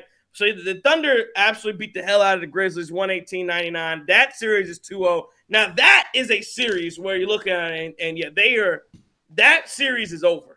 Like there are no signs. Like the Milwaukee Bucks at least show you some signs of life after the first quarter. The Bucks start to show you signs of life. Memphis has shown no signs of life throughout the series. They're down 2-0. Lakers are up 15 right now over Minnesota. So you could, again, the game's not out of it yet, but the Lakers really need this one. Cleveland's up 1-0 on Miami. Boston is up 1-0 on Orlando. I think we got a hell of a series going right now. Knicks and Detroit. I don't even watch now. That is a basketball series right there. That Golden State, Houston was fun. Game 1, of course, Minnesota's up 1. And then we got another great series, Nuggets and Clippers, a 1-1 series out west. I mean, those right now, I think are probably your best series we'll see. And this is probably gonna get 1-1 Lakers Timberwolves tonight. If the Lakers can hold on after halftime. Duck in the Twitter comments. Oh, they said I was ducking the Twitter. Okay, all right. We'll get. I forgot the Twitter. We'll get to the Twitter. But yes, Nuggets and Clippers was again, that was a great one. In Detroit and New York's a great one, and I think it's going to. I think that Lakers Timberwolves is going to go 7 as well. Y'all go ahead and tell me what you think about these series, and I'll find the Twitter stuff and I'll get to the Twitter comments since they say I'm ducking them. Let's see what we got. I haven't watched. Well, I watched a little bit, but I ain't gonna lie. I am salty when we lose. I cut it off. I watched the Carolina Hurricanes hockey. They up 2-0. That's what I watched. Yeah, in terms of the series going on, that Clippers and Nuggets one is interesting because of all that the Nuggets have endured in the last couple of weeks, even firing Mike Malone right before the playoffs. And the Clippers look like they have enough at this point. It's safe to say, but I still think there's something with Denver that they just have a little bit of mojo and that they could probably beat the Clippers. Another series that's surprising to me is just how Detroit is actually able to knot the series up with New York at 1-1. New York, yes, they played bad basketball, but I just thought that Detroit was a team that was very inexperienced. And I thought they were going to let go of the rope last night too. But for them to steal one, there's an interesting development there because I think you're not going to have back-to-back Malik Beasley games where he shoots like that, and they're going back home. I think that thing could be knotted up at 2-2 as well after 4 games. Or, I mean, possibly if Detroit has it going, they could be up 3-1, and New York would just continue to cry and drown in their tears. I actually wish we got a series with them because their fans stink. But, yeah, and then elsewhere, I mean, it's just kind of, I think the Warriors will probably beat the Rockets, So we'll see. I mean, I think, I think the Cavaliers Heat series is cool. I think the Heat are if that goes to 5, I'd be impressed. I think the Warriors, obviously, I said before, are going to beat the Rockets. No surprise there. Celtics, Magic. Listen, I think if the Magic win 1 game, good. Let me see. OKC, Memphis. I think Memphis is absolutely cooked. They are better off trying to date Bonnie Blue, right? Maybe they get a win somehow, a team win somehow. Yeah, I think the Lakers Timberwolves is also going to be compelling. I think the Lakers are going to beat the Timberwolves. I can definitely see that happening. And man, I feel like everybody in the East is rooting for Detroit to knock these Knicks out. If that would be crazy if the Pistons could do it, that would be absolutely awesome. I love it. I'd love to see that. I'd love to see the Pistons take these Knicks out. I can't stand Knicks, as we all know. So, yeah, it's kind of where we're at this point. All right, let's see what we got going on the Twitter. at Wisconsin HFC says it's over if 3 of the starting 5 continues to be TP, Kuz, and Brook. You can only start one of them. I'd go Kuz. As for Dame, if he's on the floor, he needs to be giving us something offensively to justify the minutes. Defensively, he's just as much of a liability as Brook and TP. At MS_WI says my thoughts are we're watching a J Kid 2016. Bless you. We're watching a J Kid 2016 team. We're always playing teams with a better group of guys, a better group of pure basketball players, and way better connectedness. At C Keller 141 says, when is the last time the Bucks had a coaching advantage? 2021 against Monty. Good question there. At Chief Macca 55987 says the defense is the biggest issue. They can't get stops at key moments. At Robert W506 says, it makes zero sense to keep this starting lineup. They're playing less minutes than the bench, and they are constantly fighting from behind. Just a joke. At NYC Randy says, I dead ass don't care anymore. Doc Rivers starts that bum ass lineup again and spots him a 14-point lead. Oh, wait, and we lose by 8-2. Funny. Can't say shit about the Pacers when all they have done is beat us every time. They have a real coach who runs real plays, real schemes. At DSpawn388 says, can't win in 6 if you don't drop 2. Bucks in 6 forever. Need to make obvious starting lineup adjustments and rotations. Stop playing so much zone. At 920 reps says, it's over if Doc doesn't change the starting lineup. Whether we would have won this game or not, he should be fired tomorrow if he's not going to change it because our ceiling couldn't be any lower as it is. At K Forever 24 says, enough of these wishful comebacks. Pacers are punking us right now. Pride is on the line for game 3. Doc better make the adjustments needed. Can't believe he ever won a championship with the Celtics. A couple more here. At Giannis FT Watcher says, feels over with this team refusing to do everything in their power to make the Pacers worse. At the Wisconsin Kid says, Doc Rivers is a cancer to this team. That starting 5 is the biggest reason we lost. Has to go. We have too many liabilities on this team. 115, 113, give up 115, 113, give up an open 3 to Pascal. Oh, we got it down to 2. We got it down to 2 points. Yeah, it was 2. Oh, wow. We got it down to 2. Damn. Yeah, that's rough. Don't win the next 2 games. It's over, and we need to nuke this shit. At Sunk345 says, it's very obvious what needs to be done for us to turn this series around. The question is, will Doc do it? And then the last one here is DTP Virgo. Says, been watching the same team all year, have miscommunication on defense, give up wide open threes, and lack heart defensively. If they don't win the series, you got to blow it up. Actually, I'll do one more. At Cooley Rock says, it's do or die Friday, but got to tip my hat off to them. The Pacers are the better team. That's what we got from Twitter. So, again, Twitter basically telling you that the Pacers are the better basketball team than the Milwaukee Bucks, at least right now. And a lot of people clearly saying that the series is over. Yeah, Rick Hamilton said it too. He said Pacers in 4 and Doc gets fired on day 5. He said the Brewers are a AAA team. Like, Rick just be in this joint just hating. Like, damn, he ain't got a right side of the bed. Every day he wake up, he be wrong as hell about a lot of stuff too. He just be here just straight hating. I saw someone who was either Rick or Al McGuire said that Bobby Portis was missed 25 games and look how he came back and did. Well, Dame didn't give us any. Dame could not practice. Bobby could still practice. Like, oh man, I better be quiet if I really go off the rails. I pass it.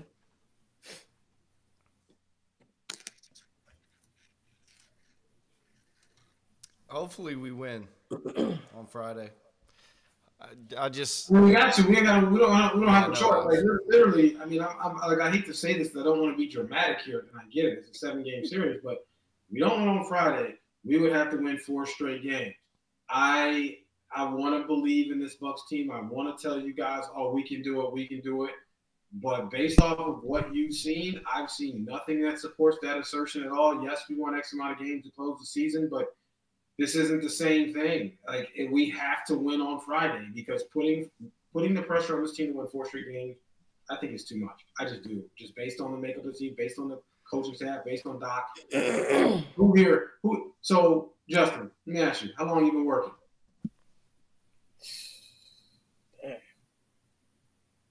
20, 30 years. All right, so you got a healthy 401k balance. Trey, how long you been working? Working? Oh, since 2018. Working. All right, so you got a healthy 401k. How much of your 401k you gonna put on Doc Rivers winning 4 games in the playoffs in a row ever? Yeah, nah. 4 in a row. 4 in a row is too much. There's no chance. I don't care how good Giannis is. They not figuring out a way to win when he's balling out of his mind at this point. I mean, there's no way I would bet on Doc Rivers winning 4 games in a row in the playoffs. I just wouldn't do it. That would be absolutely insane. The way these go ahead. I just hate being in this position year in and year out after they won the title. It's like, man, why is it always an uphill battle with this Bucks team? It kind of sucks. Hopefully something changes. I will say, though, if you're able to tie this thing up, I think you have all the momentum in the world to win this series. Not only win this series, but go in there with a fresh start against the Cavs if you're able to get to that point. and then we're talking about really a good run. But they have not shown enough or anything at this point that shows me or makes me believe that will happen. So the way these 401ks are going now, and I'm losing so much, I might as well just put a portion of it on it anyways. Got a better chance of doing it on FanDuel than I do of cashing that joint out.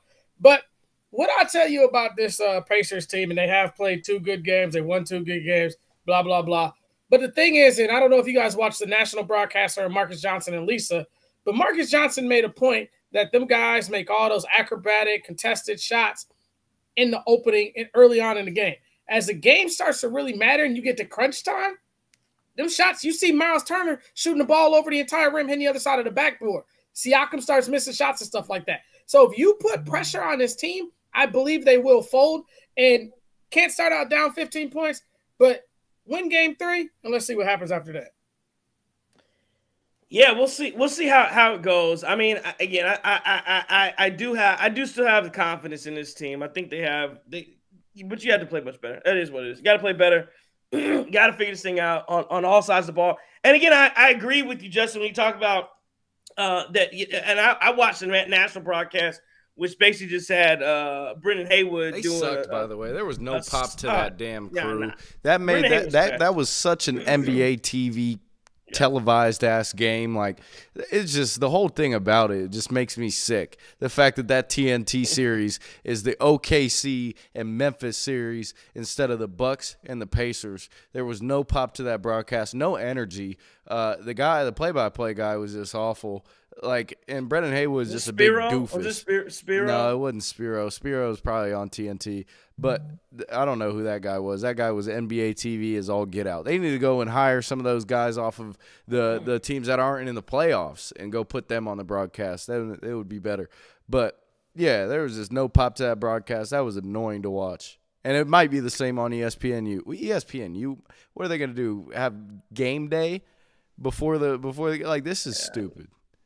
I know it's simulcast on NBA, so I'm assuming it's going to be the NBA TV broadcast. It's going to be NBA TV too, but yeah, it's bad. It's going to be ESPN. That's kind of crazy. Even their halftime people stink. Like, it's just not entertaining. Yeah. I know. But yeah, Brendan Haywood was awful. I mean, he's a big doofus. He just says obvious things. Yeah, it was a slop fest for Indiana, basically, is what that turned out to be. But I agree. Why is Brendan Haywood such a Pacers fan too? Damn. Yeah, he's over there like, yeah. Well, I think Giannis. I think he gave him a little extra elbow there, this and that. Like, dude, be objective when you watch it. I don't know. Yeah, I think. Oh, Jared Greenberg, Josh Davis. Appreciate. He says it was Jared Greenberg. Yeah, Jared Greenberg and studio host. Brendan Haywood. It's a terrible crew, man. It's a terrible crew. But I mean, that's why Brendan Haywood punches guys in the nuts when they're laying on the floor and runs away from them when they get up to fight them. But all good.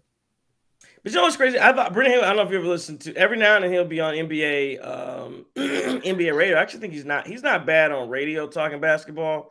But yeah, no, on the broadcast, yeah, you gotta have a pop. You gotta have, because I think Brendan Haywood's one of those role guys that he has a lot of good stories from being like a role player on the bench in the league, and played big time college basketball, all that kind of stuff.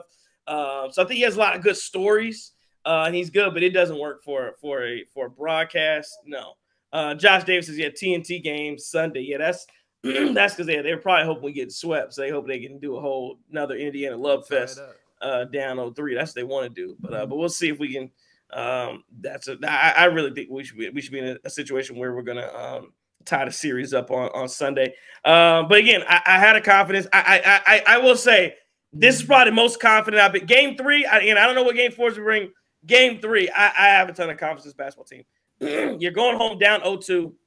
Again, I don't know what the series is gonna bring. Going home down 0-2, you cannot win this basketball. You cannot lose this basketball. Oh my God. Anthony Edwards just went. Wow. But real quick, can we pull one of those game 3s we had against Phoenix when it was 2-0 and you just go out there and leave no doubt, like it's over from the first quarter? Like, can we get one of those wins? Then you're more confident in how game 3 goes. But if this is a neck and neck where you squeak by and you give Pacers a little bit of confidence going into Sunday to where, okay, we got them now and stuff like that, we're gonna need that type of win, that game 3 in Milwaukee versus Phoenix. Yeah, you cannot allow this team to have any momentum, anything going into it. You got to leave, like you said, Chris King. Leave no doubt. Go get the win, and then on Sunday see what happens. And again, if you go back, if it's a 2-2 series, yeah, there's you've done exactly what you need to do, obviously. And it's a 3-game sprint to the finish, and I'll take our guys over the. And again, Dame should be less and less rust knocked off of him. I think Dame's have a big game 3. I think that's going to be all the difference, and that should basically make the same to change the series. And to me, again, as the chat tells me, yells to the Grand Slam. But to me, again, the difference has to be the starts. Like if you don't start off down 15, down 10, down 12, I believe you win both of these games. I really do. So can you change that? And in the first 7 minutes, it can't be timeout Milwaukee because you're down 15-8. Timeout Milwaukee down 20-7. That's what's got to change for me. How about we hit the game? How about the first 5 minutes you force Rick Carlisle? Since everybody says he's such a great coach, force Rick Carlisle to make the first timeout. Force him to make the first adjustment. Versus us being on our heels the entire game and down. So I want to see that. And I think if you see that, you'll be in a much better spot. We'll be in a much better spot, and I'll feel good about it. Anything else before we get to a couple more things I want to get to? But absolutely, you're right. Like this is where the fans of Milwaukee, the same way that those guys defended Indy, you got to go in there and defend Milwaukee, man. Put your green on, like they were saying in the broadcast. It's a green out. Go in there and get crazy. Go to Curly's, drink that dude out of them beers, get an Uber to the game. We need Brandon Jennings courtside. We need Bakhtiari. We need John Kuhn. Hey, you know what? I want to see Brandon Jennings courtside and Pat Bev sitting across from him on the other side, man. Like, let's take it up a whole nother level, man, because the only way we're going to get over these guys is them guys got to feel you. And when Bobby make a play, that was a pause. When Bobby make a play, like we need the official Bobby chant to go for the right thing. See, I ought to be making my boy Chris King mad, but these boys got to come out and send a message, man. I'm with Chris. We need a big belt to ass whooping Friday to these boys. Send them back home. We want Halliburton driving back and forth from Oshkosh. If not, trap them in the fist or let them stay with the Ghosts. I'm going to be very upset and disappointed if Jamari Bouye is not in the game by the 6-minute mark in the fourth quarter. Jamari Bouye and Pete Nance. I want to see them rocking that 2-man game. Jamari Bouye and Pete Nance. Yeah, that's what you want to see. You want to see those guys in it. The Nasty should be courtside. So yeah, we should. John has talking about the Nasty. Yeah, we should see all that. It should be a fun outing on Friday night for the Milwaukee Bucks.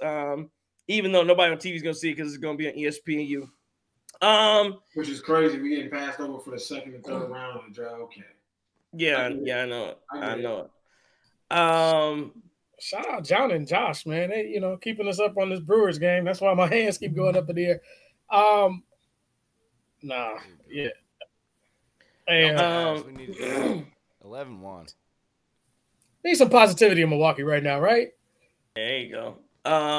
Outside of that, I don't know if you've been keeping up with the Shannon Sharp stuff that's been going on. Again, he's being sued by a young lady for some basically very young, saying that he sexually assaulted her or something like that. Or it wasn't. It sounds like they had a consensual relationship and then it changes over. It's crazy. It's giving me what's my man that used to play in MLB but had to go over. He got in trouble from the charge of Trevor Bauer. Yeah, it's giving me a lot of. This is what I believe. This is what I believe. This is what I believe based on what I've heard. And again, I haven't heard it, not a lot yet. So we'll see. Number one, but Tony Busby's on the case, which lets you know a lot. But number two, it sounds like they were doing some role play kind of stuff. So and she's trying to kind of edit the role play into, oh, he was abusing me. And it just seems like that, like they were getting real freaky. And I think hopefully Shannon has some more evidence that tells the whole picture that says, no, I wasn't out here doing that. We were playing the game, and it got a little wild out there. That's what I'm hoping from Shannon Sharp. But I'm also wondering because Stephen A. Smith spoke about it today. Stephen A. Smith basically said that ESPN is doing their own investigation, which of course any company is going to do. The only question is whether Shannon Sharpe is going to continue. I wonder if he's going to continue on air while this goes on, or whether they're going to treat him like Michael Irvin, where they took him off air while they conducted the investigation. So again, a lot of stuff interesting that's going to come out on that. But yeah, Shay in some trouble. So the issue from a legal perspective, I think one of the things you're probably going to see here is this concept of consent, right? What that is in the I'm assuming this suit was filed in California. What that is in the case law, how that works from like from a tort statute perspective. Where does consent start? Where does it end? How does that happen? Because you can look at this from a 50,000-foot view and say, well, they were into some kinky role playing and they were into this, right? But having said that, does that kink supersede this concept of consent, right? Because certain things may or not have consented to. It's the Kobe Bryant, right? When Kobe Bryant, different state, but it's when Kobe Bryant was sleeping with that woman and she got mad because they engaged in, anal sex? She got mad about that, or whatever that was too. I think that's probably some of what you may see in this. Just from what we're looking at now is, all right, well, what did you consent to? What did you not consent to? And I'll say this, a settlement offer of $10 million was thrown out and promptly rejected, according to TMZ, was promptly rejected by the plaintiff in this case. So this is someone who clearly is seeking a lot more than that, feels like they've been wrong. And I think from a legal perspective, you have bad facts if you're Shannon Sharpe.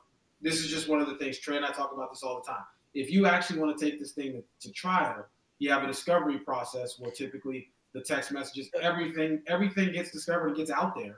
But JT, something about that does seem odd to me, because I've been in a lot of mediations, negotiation. Again, and I don't know how much this girl makes on OnlyFans, whatever else she's doing. A lot of times, and for a lot less money, if somebody actually puts $10 million on the table in front of you, I don't know. I that to me seems odd that you would actually walk away at such an early stage where attorney doesn't have to do any work at all, and they about to give you $10 million, and you are not fumbling over yourself to take $10 million. I don't. That seemed $10 million. That if you actually have $10 million on the table, I think that is hard, because again, I don't know, even I mean, unless your facts are insane, a jury is going to give you more than $10 million. I don't see. I mean, you literally need to be. I mean, I would think you'd have to. I mean, something. I don't know. It just seems odd, especially with Shannon showing what he's already shown, that he's already poked a couple holes in this thing now, where it does look like they clearly were engaged in some weird stuff. It just seems odd that you got $10 million. I don't see a jury. Again, all the facts aren't there. It just $10 million is a lot to say. Yeah, I'm good off that. Probably because your lawyer figures, if we keep this thing going, maybe they'll get more. This to me looks like Tony Busby's nasty work here, where Tony Busby's like, look, there's $10 million on the table, but he's probably convinced his client that if you want to try to take this thing to trial, as more and more stuff comes out, especially with Shannon Sharpe being on the brink of signing a $100 million podcast deal, if you believe what's out there as well, he may have Tony Busby may have said there's an opportunity for you to get a few more. And look, $15 million is certainly more than 10. $20 million is certainly more than 10. But I'll tell you this: I think there's two forces of pressure here going on. I think one, she's going to exert pressure on him to try to settle how stuff comes out. But the other thing is, if I'm a media company, I'm going to do a $100 million deal with Shannon Sharpe. Hey, man, I need you to make this thing go away. I need you to make this thing go away. If we need to go ahead and if we need to do what the Cleveland Browns did, let's front you some money so that you can pay this settlement out or whatever, or make you whole for that, fine. But at some point, somebody, somewhere, if it's not ESPN, if it's not Volume, for whomever he's rumored to be doing this deal with, they're going to want this thing to go away. And they're probably going to say, I do not want this thing going to trial because it's going to embarrass us. It's going to embarrass everybody. It's one of those things where Shannon Sharpe could very well win this case, but reputation-wise and everything else could completely lose it all. And stuff could come out that's so unflattering that it makes people not want to do business with Shannon Sharpe, which is crazy because they talk reckless, like they talk wild on Nightcap. And apparently, apparently a lot of it is true. They're speaking their truth at this point.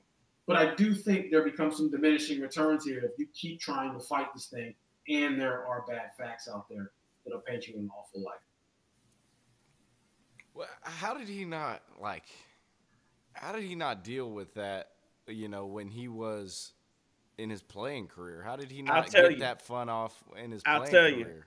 I'll tell you, because in his playing career, he played 15 years and he made $20 million, which again, $20 million is a lot of money. Yeah, but he played 15 years and he made around $20 million. He is making more he is making more in his post career than he did in his playing career. And he is now, I'm not again, $20 million back then, it seemed like you still should have been able to get as much fun as you wanted to get out of it. But yeah, he is definitely, again, they're like you said, the difference between $20 million and $100 million. And yeah, he has found the difference in, I still got this money at this age, and I got more money. And Shannon Sharpe really strikes me as a guy who saved his money and didn't want. He doesn't strike me as a big time spender when he was young, just because the way he kind of talks about his life and things of that nature. I think as he's gotten older, he realizes oh man, I should have been doing that when I was younger, and he's trying to live those days out now. Because yeah, you look stupid. It was did you see Cameron walking down the step? He was in the somebody's apartment. What do you do? You're 50 years old, man. What are y'all doing? And Cameron's got to be at the tender age of 50. That's what I'm saying. Got to be 40, 49 at the youngest at this point. And at some point, you got to give it up. Because she wouldn't let him leave the house, and he's at the apartment. It's just Cam, come on, man. You're doing too well for this. You're doing too well for this. How old is Shannon Sharpe? 56. You're 56 years old. You've been in the media. You've been an NFL player.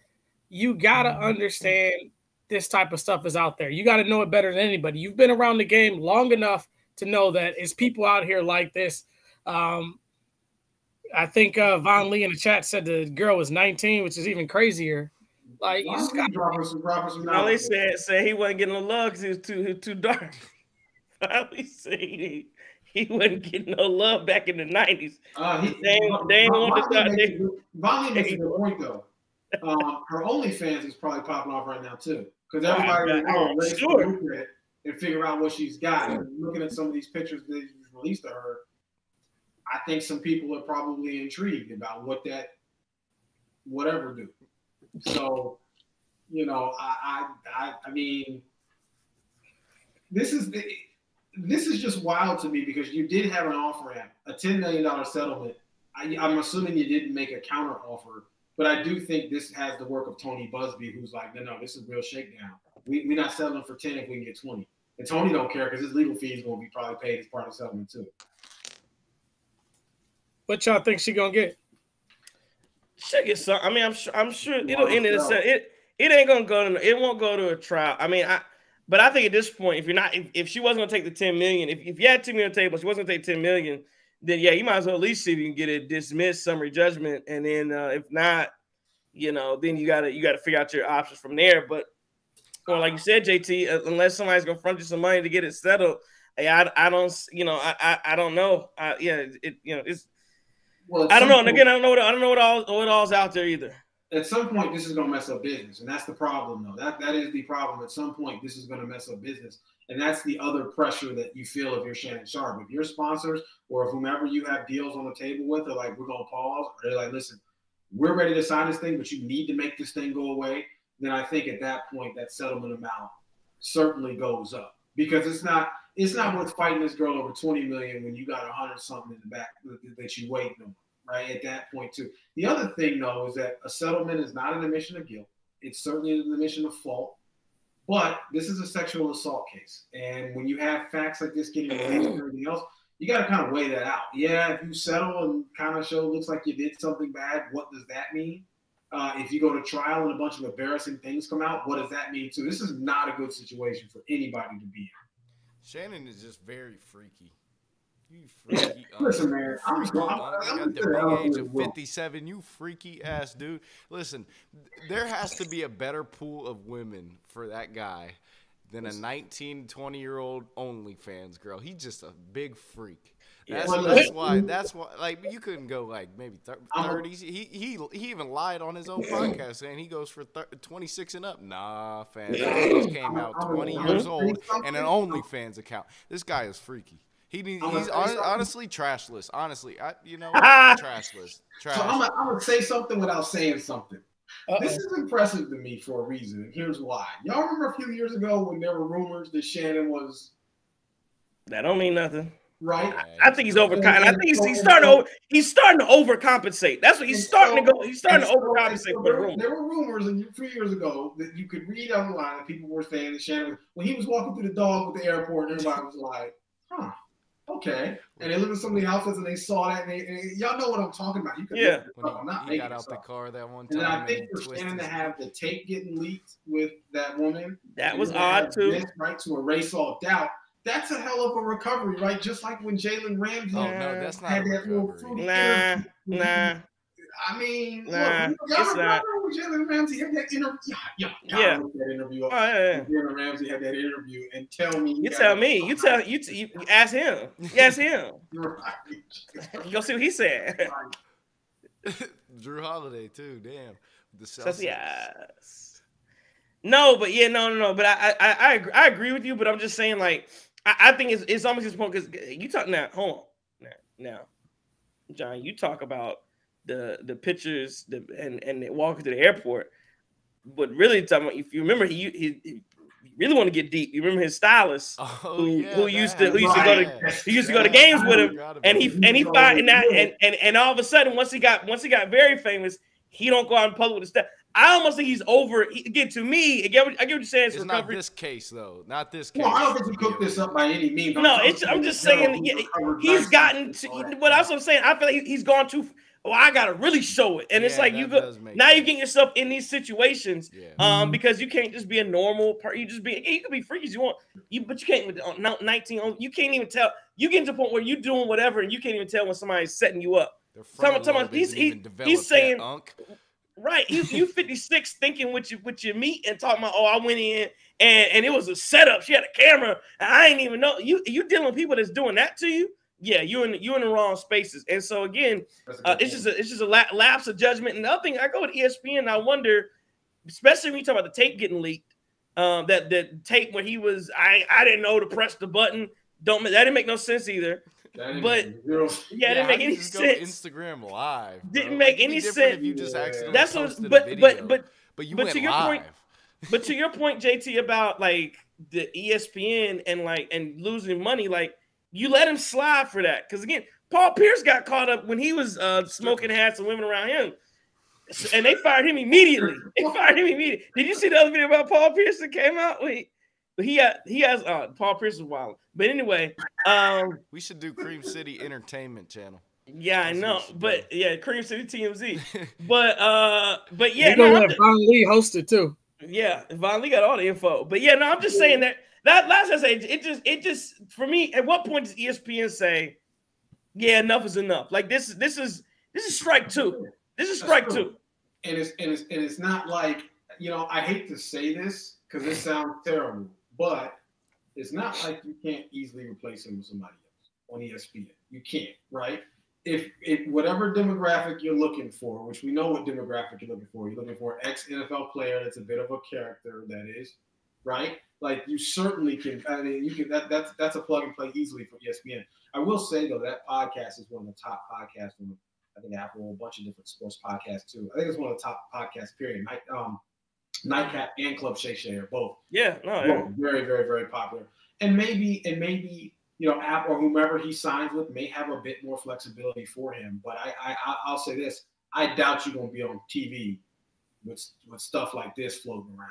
So you think he's going to get suspended? You think he's going to be suspended pending investigation? At the minimum, with as stuff continues to come out.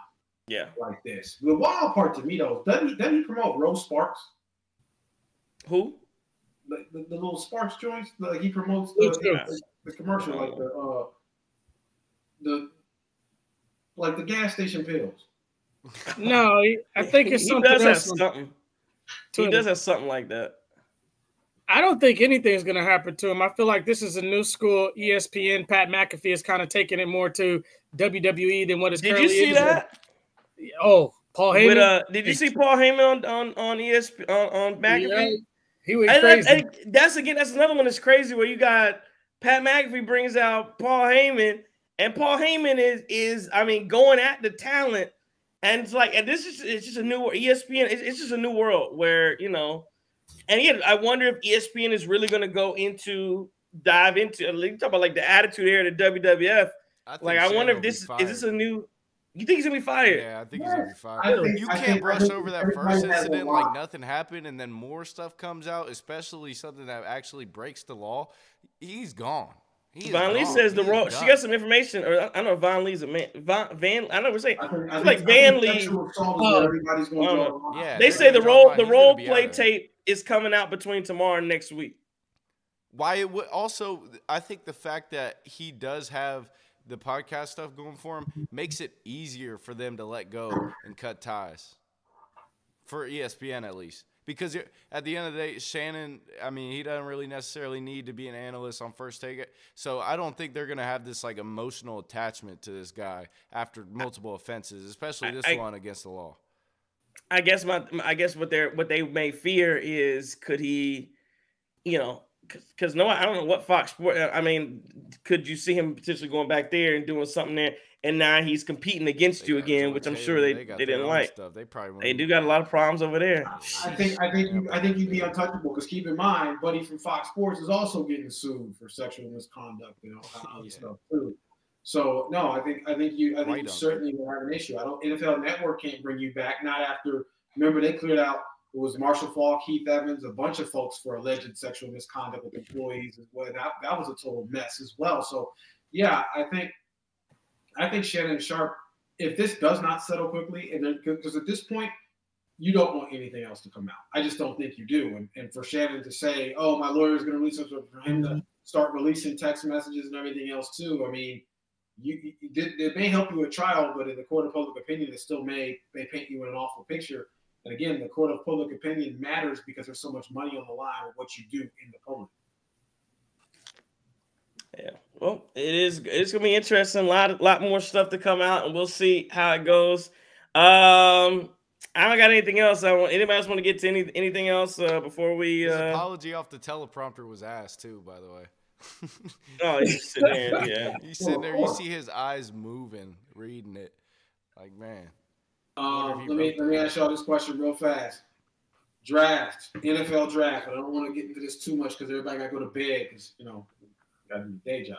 But what we expecting on draft night, fellas? We expected you know, the analysts. You can't really listen to the draft analysts too much, but they're saying that after pick two, this thing's gonna get a little crazy. And there's rumors to be a lot of trades, a lot of teams trying to trade back, few teams trying to trade up. Y'all got any wild predictions? Wild predictions? No, I don't have any wild predictions. I do think. I think that like we talk about that quarterback number. I think it's going to be 3. It's going to be 3 or less. I don't think you're getting 4 in the first round, but I'm interested to see how far Shedeur slides. I'm interested to see how far Shedeur slides. I did hear JT that your boy in Arizona, what's his name? McMillan.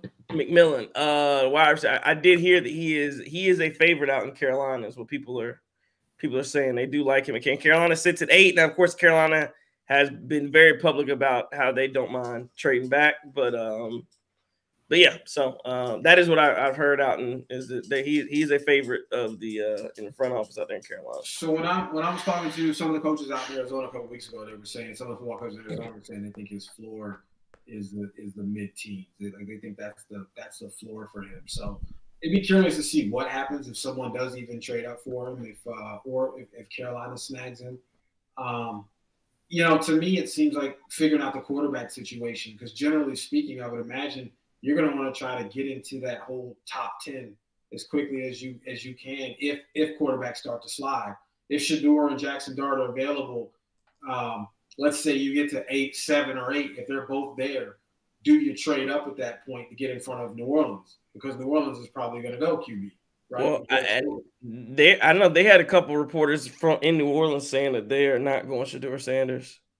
Right. Well, that's what I'm saying. Like, so there's a Jackson. I mean, I guess Ain't what I'm nobody saying taking Jackson Dart in front. That's my other prediction. Ain't nobody taking Jackson Dart in front of Shedeur Sanders. That's not happening. Listen, Not happening. I don't know, man. I don't know. Happening. It's tough to tell. I'm gonna tell you right now. Here's my surprise and market. Jalen Milroe is gonna go in that first round. I don't know how. I don't know why, but I can see the hype machine building for Jalen Milroe, and he is going to. He's gonna go in that first round. 100. Only if something crazy happens and Shedeur goes early and Jackson Dart go early, then there may be another run where you can see, okay, we gotta get Milroe in the first round. But if those guys aren't early in the first, nah, I don't see why you're. So the reason why I think Milroe goes first round is because I think the way he goes first round is somebody trades back into the first round and gets him towards the end. That's what I see happening with Milroe. Somebody trades back into the first round and says, I need the 5th-year option if I'm making a first-year pick. Let me trade back into the back of the first round and snag him if he's there. And I think that's how that goes for Milroe. I could 100% see teams doing that because everybody in the NFL falls in love with traits and talent. And with quarterbacks, it gets a little weird. Film doesn't matter as much as intangibles do. And that's why I can see that happen. I think the Packers are going to take Emeka Egbuka. I think they need a receiver like that that's dependable, that could be a possession guy, but also make some big plays here and there. I think that's a safe pick for them. I think the Packers take Egbuka. See, part of my problem with Green Bay and taking a wide receiver is it makes so much sense, but Green Bay got to throw the damn ball. You got to throw the damn ball. What the hell is the point of getting a first-round pick if you don't give him 5 targets a game? They got to stop this whole is this guy's weak? Is this guy's weak? Is this guy's weak? Because nobody can ever get into a rhythm. Yeah, that's why I think Egbuka can be that guy for them. Like, I really think he would play well in their system. But you got to change your philosophy, right? Like, when you think if you're going to get him, you have to change your philosophy so that you're giving him a legitimate amount of targets and giving him a chance to develop, right? Yeah. I don't think you got to change your philosophy. I think Jordan Love was hurt at the end of the last year. I think they did a good job of keeping that under wraps. Because you remember at the end of his first year starting, he threw the ball all over the place once he got kind of comfortable with it. So you're going to see a little bit of a mix with it. Hopefully he'll be healthy. I don't disagree with the Ohio State guy, but I heard today on the radio talking about getting your boy from Arizona and moving up in the draft and how crazy that would be. Hey, McMillan is like that, man. Catch is absolutely crazy. Like that man, strong hands, 50-50 balls. Seriously, like McMillan is like that. Trey's 100%. So that would not surprise me. But I still think I take Trey's. Maybe Carolina snags it. Maybe Carolina snags it. Listen, I'll be the biggest fan. I mean, you know me. If he you know me, I hate on the guy, but come to Carolina, I'll be his biggest fan. So I promise you that. You come to Carolina, I will change my tune. He'll be my favorite receiver because, man, Xavier Legette, man, sorry as hell. I hope he turned around too. I thought Xavier Legette was gonna be riding horses more than you like catching the football. It's crazy. All offseason, I ain't seen him catch one pass. I seen him on horses all offseason. He ain't been on the jugs not once. Man, I'm just gonna tell you, you eating raccoon the way that'd have been an automatic. Nah, hell no, something ain't right. I do think though he's a good fit. He's a good fit though, Ted, for Carolina. I think he fits everything that the team, like what they're looking for and what they need. 6'4"? Mm-hmm. 6'4". Legitimate 6'4". Huge hands. Like huge hands. Like he looks really skinny on film, but when you see him in person, he's not that little. And it's really weird. It's just like a different body type. But you see him in person, like he was in like little tank top. Like, I was like, oh, this dude is. Hey, JT, you talk about he's in a tank top. You looking at him that way? I thought the dude was really skinny from looking at him on film. And then you seen him in a tank top, and you got excited. But like you see him, and you're like, all right, this dude kind of nah. Like, I mean, I'm saying he eat his protein. That's all I'm saying.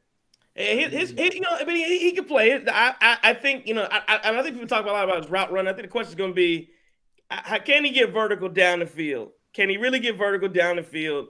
And I think but I think what is he kind of plays out like Cortland Sutton to me. Well, I would say instantly. I think your instant value add is going to be red zone, 100%. Like them hands, being able to box guys out, kind of naturally does that. Turns into a basketball player at that point.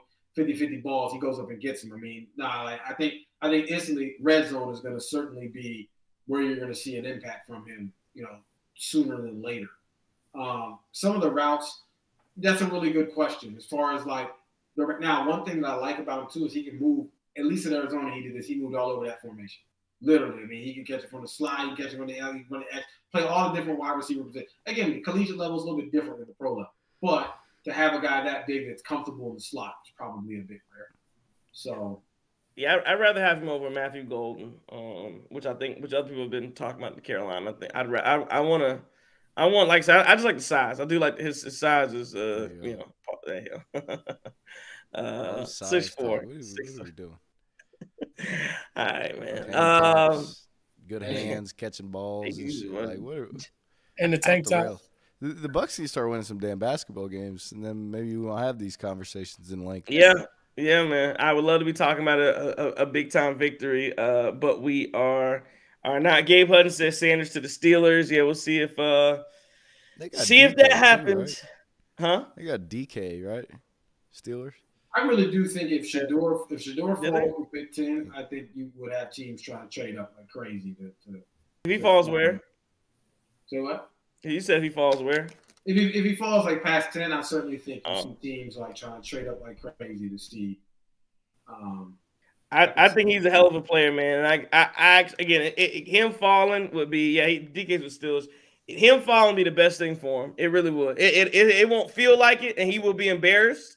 He will be very embarrassed if it happens, but I think it'll be the best thing for him. Only thing I say about the Sanders and their whole family, and again, and I be because and I like Dion. You guys know that I like Shador. I like everything they do. I'm a fan. Only thing I don't like is they are, and again, it could be a good thing for them. Maybe it's just their thing, but I'd be hypocrite if I said I don't. They are very. I think we call it petty, whatever. I mean, they don't like. I mean, they almost get to this point where, and it's the brother Deion Sanders Jr. It's almost like if you say anything, not even negative, but if you make any criticism of them at all, they run this ship like they LeBron. Like LeBron don't like again. You have to talk positive about LeBron for him to like you and for him to embrace you at all, which is why you're either on the Clutch Sports bandwagon or you're not. Dion and them boys are very similar, where you cannot give an ounce of criticism or they coming at you like I saw the brother today on Twitter. Oh, these are y'all. Nah, don't try and shake hands after. And it was like, but all he was giving was like a point as to why like he thought. Which again, I disagree. But damn, the man just running some tape. He didn't say Shador's ass. He was just giving like, hey, here's why I'm at. Dart is moving up in draft boards, and he gave you some tape and some film to break it down. I mean, they just can't. They don't take any criticism very well at all. Which I don't like that. I've never seen anything like it. They are so sensitive. It's very sensitive. They are incredibly sensitive, and maybe it works for Prime, but I don't think that works for his kids. Well, I mean, you got to expect some criticism when you're 13 and 12 and you didn't win a bowl game. Like, it's just what's going to happen. Don't make me. I'm about to get sensitive now. Listen, if you didn't even win the celebration, if you didn't win a celebration bowl, you're gonna get some criticism. This is what it is. Man, shout out to North Carolina Central University for beating Dion and them boys at Jackson State. Tell Central to come play Colorado then. Tell Central to come play Colorado, see what happened. Yeah, they really went 0-2. They really went 0-2 in the championship bowl games in the HBCU. So he really didn't win a bowl game. That's awful. That ain't his fault. That's not his fault. Now, Swag ain't got nothing for the Miak. That ain't his fault at Colorado. That's not his fault. Nothing was ever Shador's fault. They're about to have top two first-round picks. Nothing was Jackson ever State team. They lost both games to the Miak. The Miak is a different level of football than Swag. It's not. That's widely known, but You done back that boy trade to a corner. He can't even defend on that one. Good job, different Chris. Level football. Different level football, man. Swag. Yeah, that's swag ball, MEAC ball, man. That's 2 levels. Mormon ball and Colorado ball is different too, because BYU took belt. And what was the year before? They were bowl ineligible. They had no lines, man. They had no line. You gotta get a line. Did y'all see Anthony Edwards with another fine for what he said to that Lakers fan? Yeah, I saw him. He said the meat was. I can't with Anthony Edwards. I feel like it's almost an act. Like you go out your way to just show your ass all the time.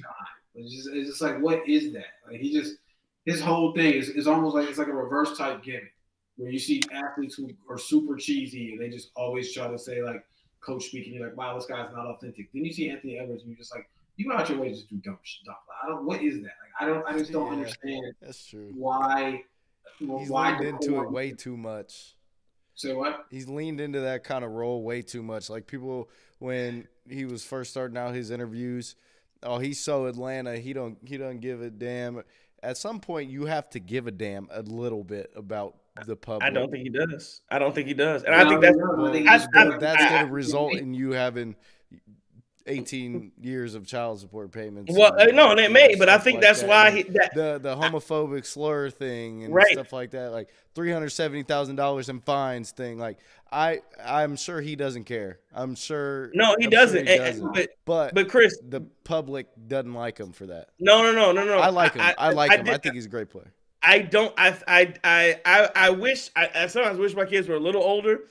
From people tell me that like if you have like high school age kids or like kids 10, 12, 13, those age kids, they see through it. They love them. Those kids love them. And so I think they are for them. I think for me, for you, I think we look and go, man, it's immature. Yeah. Don't understand why. But I think the younger generation of NBA fans, they don't really understand some of the stuff that he's doing. I agree, but I think they do believe, and I do believe he's out there. I don't believe he's playing to any time. I think this is him. Like I do believe it's him, and he hasn't flipped the switch. Like I think John Morant is cosplaying as a game. What happened to John Morant? He was on top of the world, and then all of a sudden that thing crumbled overnight just because of your own foolishness, your own nonsense too. So let that be a cautionary tale that you could be young, you could be high, you could be that dude, but that could be taken from you overnight, right? Because John Morant. What happened to John Morant? Well, he had all the dumb stuff happen. But then what happened to him was on-court related with the injuries. Then all of a sudden he was hurt like that. And it was like, damn, now. And now your coach is fired, and now you're about to get swept by the Oklahoma City Thunder. Yeah. Meanwhile, 4 years ago, 3 years ago, what was I'm good in the West. What did he say? Yeah. I'm good. I'm good in the West. Whatever he said. Yeah, you ain't good in the West, dog. You ain't good in the West. That's what I'm saying. For a long time. Now you got to go on the used to bit. The used to bit. He was. You got to go into that category.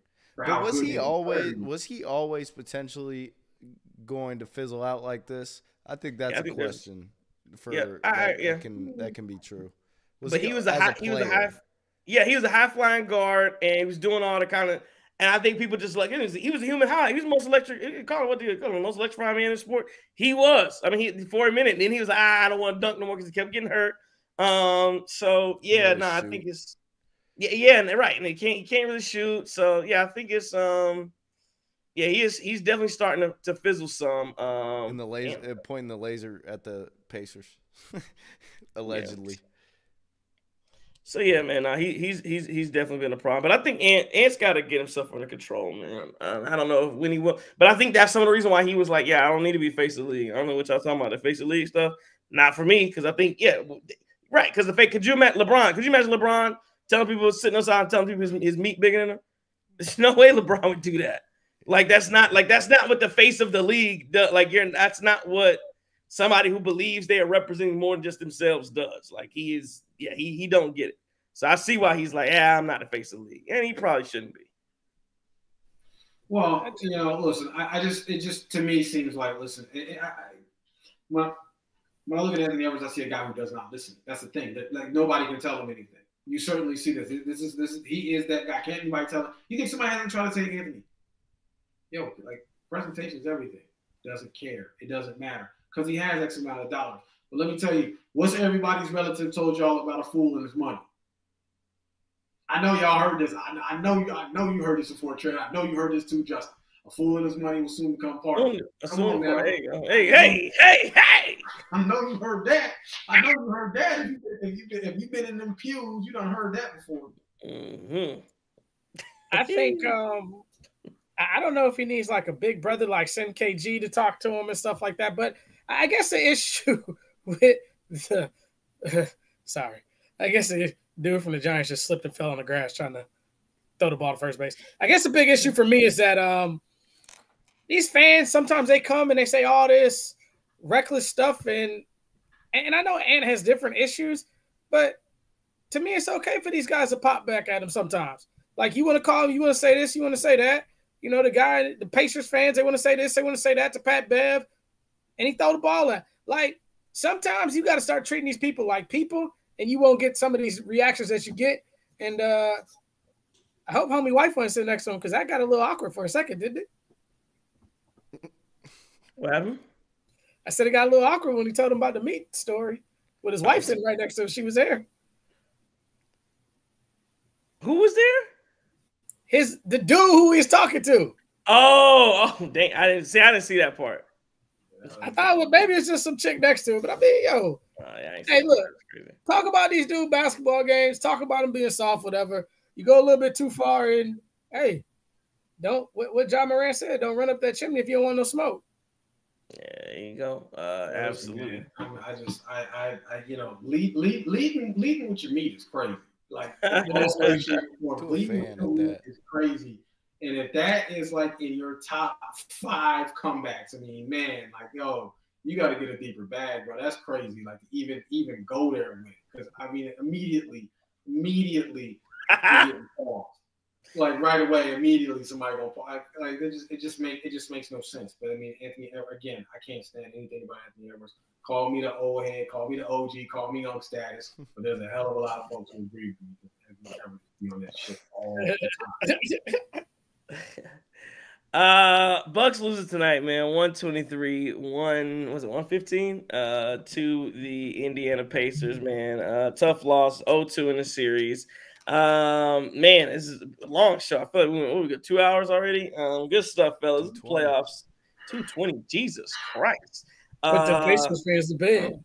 Yeah, hey, we did. I feel a lot better about the loss now that we've gotten through some of Unk's freak status and John Moran being washed and Anthony Edwards being a hooligan and all that stuff. Now I feel better that the Bucks lost. I don't know why. See? Little therapy session. Talked it through. I think, man, I tell you, Friday night. I know you won't be here with us, Chris, but Friday night they got to win this basketball game. They don't win this basketball game Friday night. I think I don't know how we're gonna get to any peaceful kind of conversations about anything else because I will definitely have there will be I'll have an attitude. I don't know how to explain it. I'll be highly upset. I knew there was a chance that the Bucks could lose tonight and they could go 0-2. But I didn't expect it. They did. And I feel like they'll get it. I do feel like they'll get it together. I'm not panicking yet. For the Milwaukee Bucks, I will be in full panic mode. I don't even panic. It'll be over. It'll be over if they lose Friday.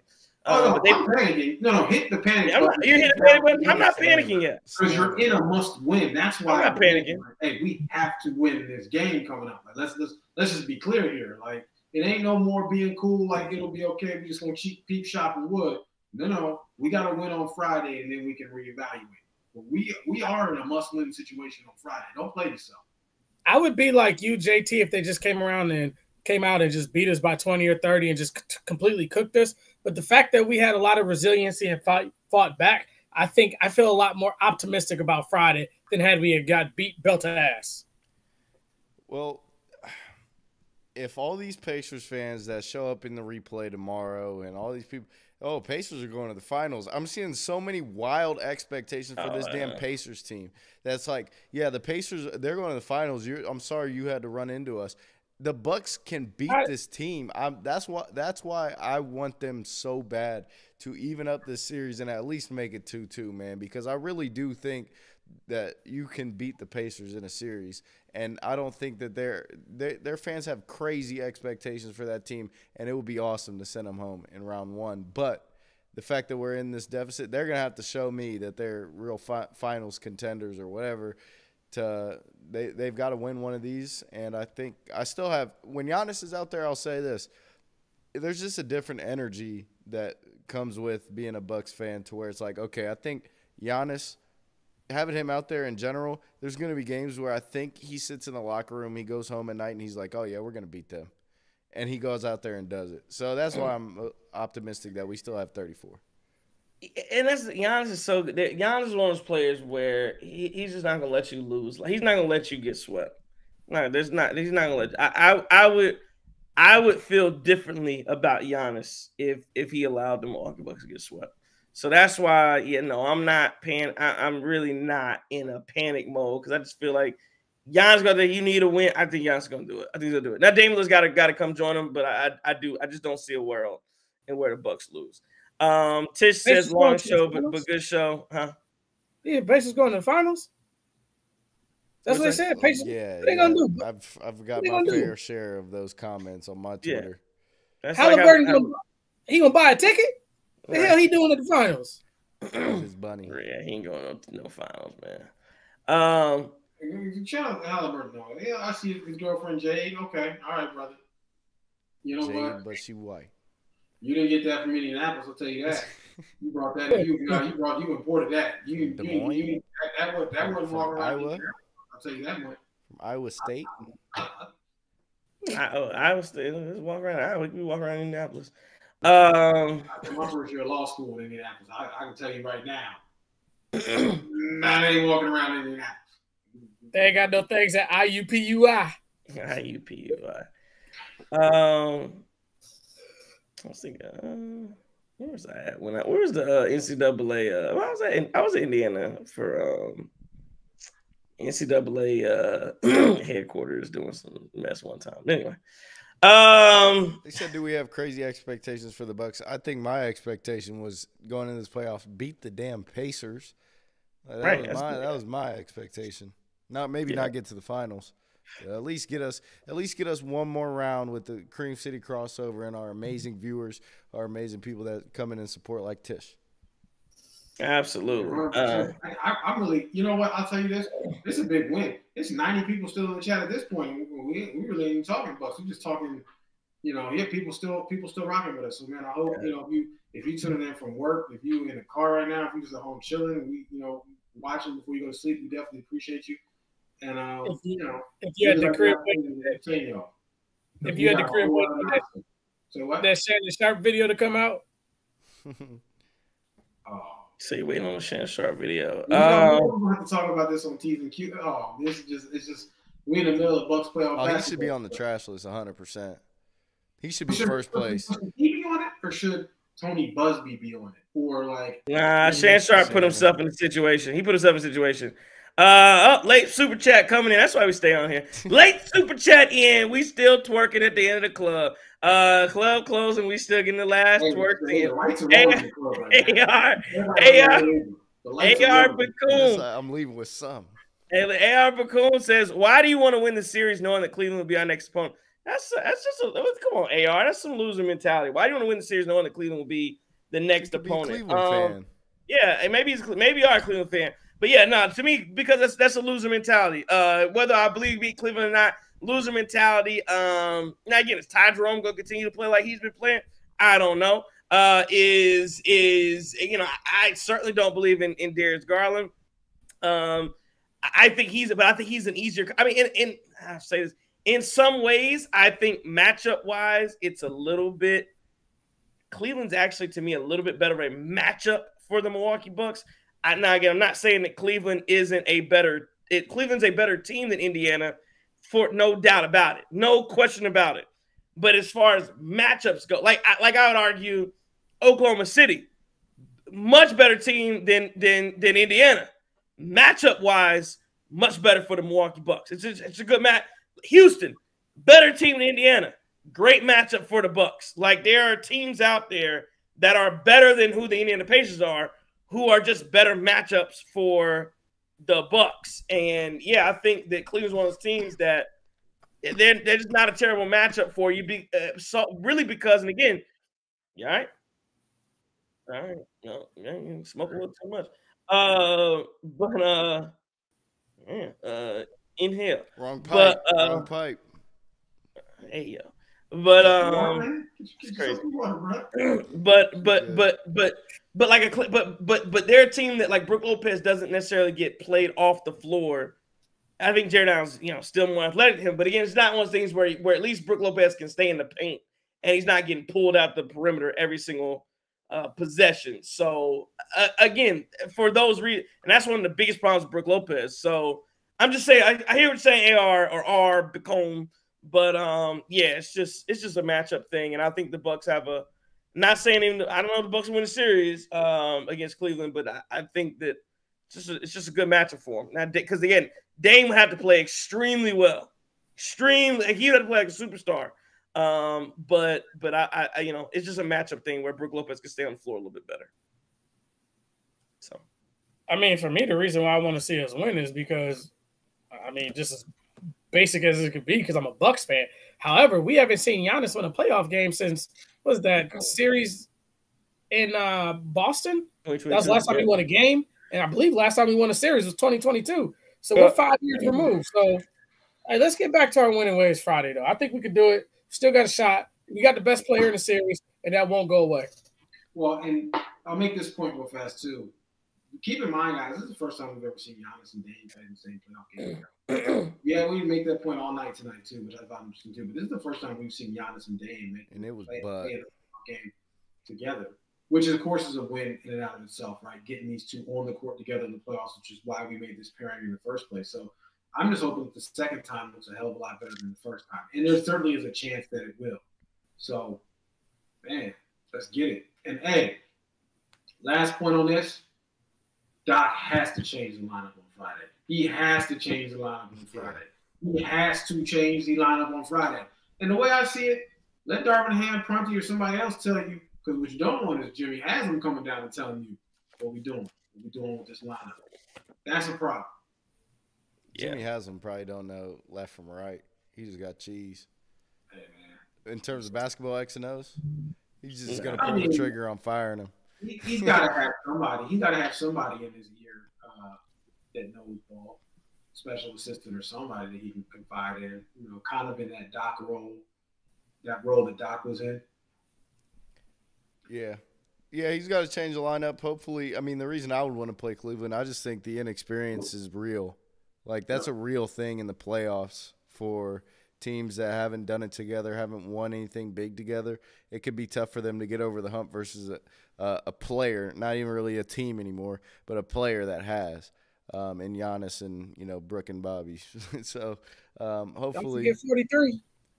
Yeah, the nasty on the sideline. No, Mr. Pat Mr. 43. He's 43. No, I mean he scored that 43.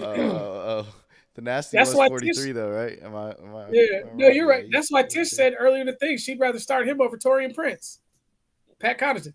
I wonder if Pat gets some. I'm not sure if Pat is. He should. He really should, to be honest. But I'm not adding another guy to the. That's the thing. I'm not adding another guy to the rotation. I'm just not. I don't think you can. I mean, I wouldn't be surprised if Doc throws him in a spurt at home. Be crazy on Friday. I mean, but would you be surprised they do golf trips together? They drink beer in the golf cart together and do whoever the else. I want to see less guys play. I want to add in another bum to come in and play. But PC would hit a three here. The issue is, if you can play him for like 4 minutes. Okay, but that goes to AJ then. Like AJ has to play. Give it to AJ. Right, give it to AJ. Like I'm tired. Like AJ has shown enough to get more than 2 shots in 12 minutes at this point, especially things going downhill. Like, man, it's annoying. Yeah. We'll see if Doc Rivers changes the lines. NYC says he was here the whole time. Appreciate it, NYC. Our guy says, Bucks pissed me off. I need to be better. Doc, your job is on the line. Show some damn heart. Tish says it hurts we lost masterpiece of a game from Bobby. So, yeah, and talks about the coach, too. Bucks lose tonight. Don't have enough. Cannot get the job done. They lose it by 8. Made a comeback. Not enough. 123-115 is your final. Back in action on Friday night. ESPNU and NBA TV, 8 p.m. Eastern, 7 p.m. Central. get to the 5-serve, be loud. I want to get on that thing, but we'll talk about this. We'll talk on too long. We'll talk about the shirts. You know, there's a shirt guy in OKC that people are really mad at, but we'll talk about that. He's like not wearing the shirts, and people are really upset. It's a big Twitter thing. But we'll talk about that kind of stuff. We're the only team that hasn't tied it up 1-1. That's ridiculous. Is it? No, Memphis is down 0-2. Oh yeah, outside of them, that don't count. Yeah, it was like Chris counted them as every other series is 0-1. It's going to be 1-1 after the Lakers close this out. Probably. Oh no, no, Boston. No, Boston hasn't played. Boston will be up 2-0 over the Magic, and Warriors might be up 2-0. So right. Cavs will be up 2-0 over the. Cavs will be up 2-0 too. I'm just saying, how the hell did Detroit tie up Knicks 1-1 and we couldn't steal one in Indy? It's a damn shame. Let me just tell y'all Doc, Glenn. They play hard because they play hard. That's why, because Detroit plays hard every single night, and they came out and played hard in the playoffs. And you have not seen the Milwaukee Bucks don't play a brand of basketball that is as desperate and as hard as the Detroit Pistons do. I fully expect to see everybody in here next week at about this time because I think we still be playing basketball. So I just want to let y'all know next week at about this time, I'm fully expecting to see everybody in here, and I believe we still gonna be playing basketball. Well, wow, I didn't know. You know, Sunday night is a 9:30 Eastern game. Oh, that's crazy. Yeah, that's crazy. That's crazy. Y'all about to have me on work messing up.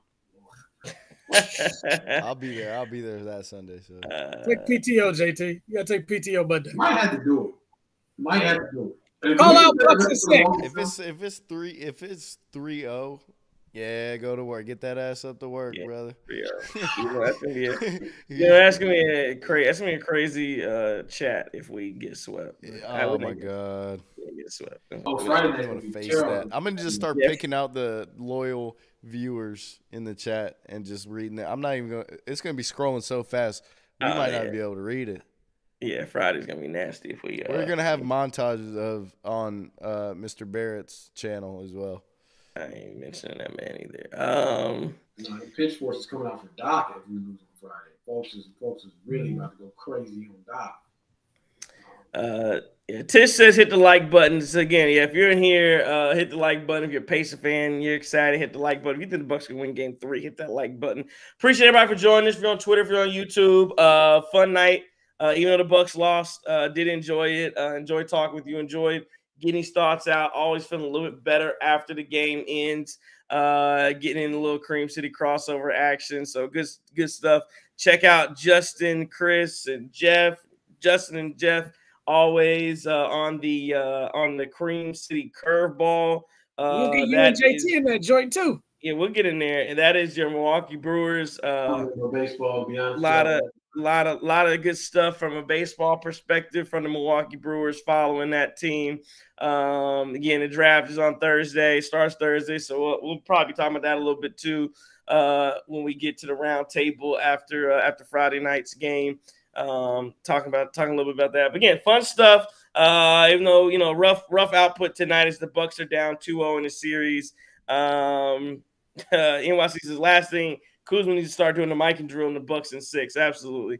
Yeah, just those smoke layups were crazy. But we'll see, man. Again, we appreciate it. I thank our sponsors, Curly's Waffle Swiss Bar and Grill. Get out there to Lakeview Boulevard, Pewaukee, Wisconsin. Go to Curly's. Enjoy all the good food, good eats, good stuff out there. Tell them the Group City, tell them Cream City Crossover sent you. Curly's Waffle Swiss Bar, sponsor of the Cream City Crossover. That's it, man. This has been a Cream City Media Group production. Chris King. Justin. Family enemies only because I dare to tell you the truth. Don't take no wooden nickels.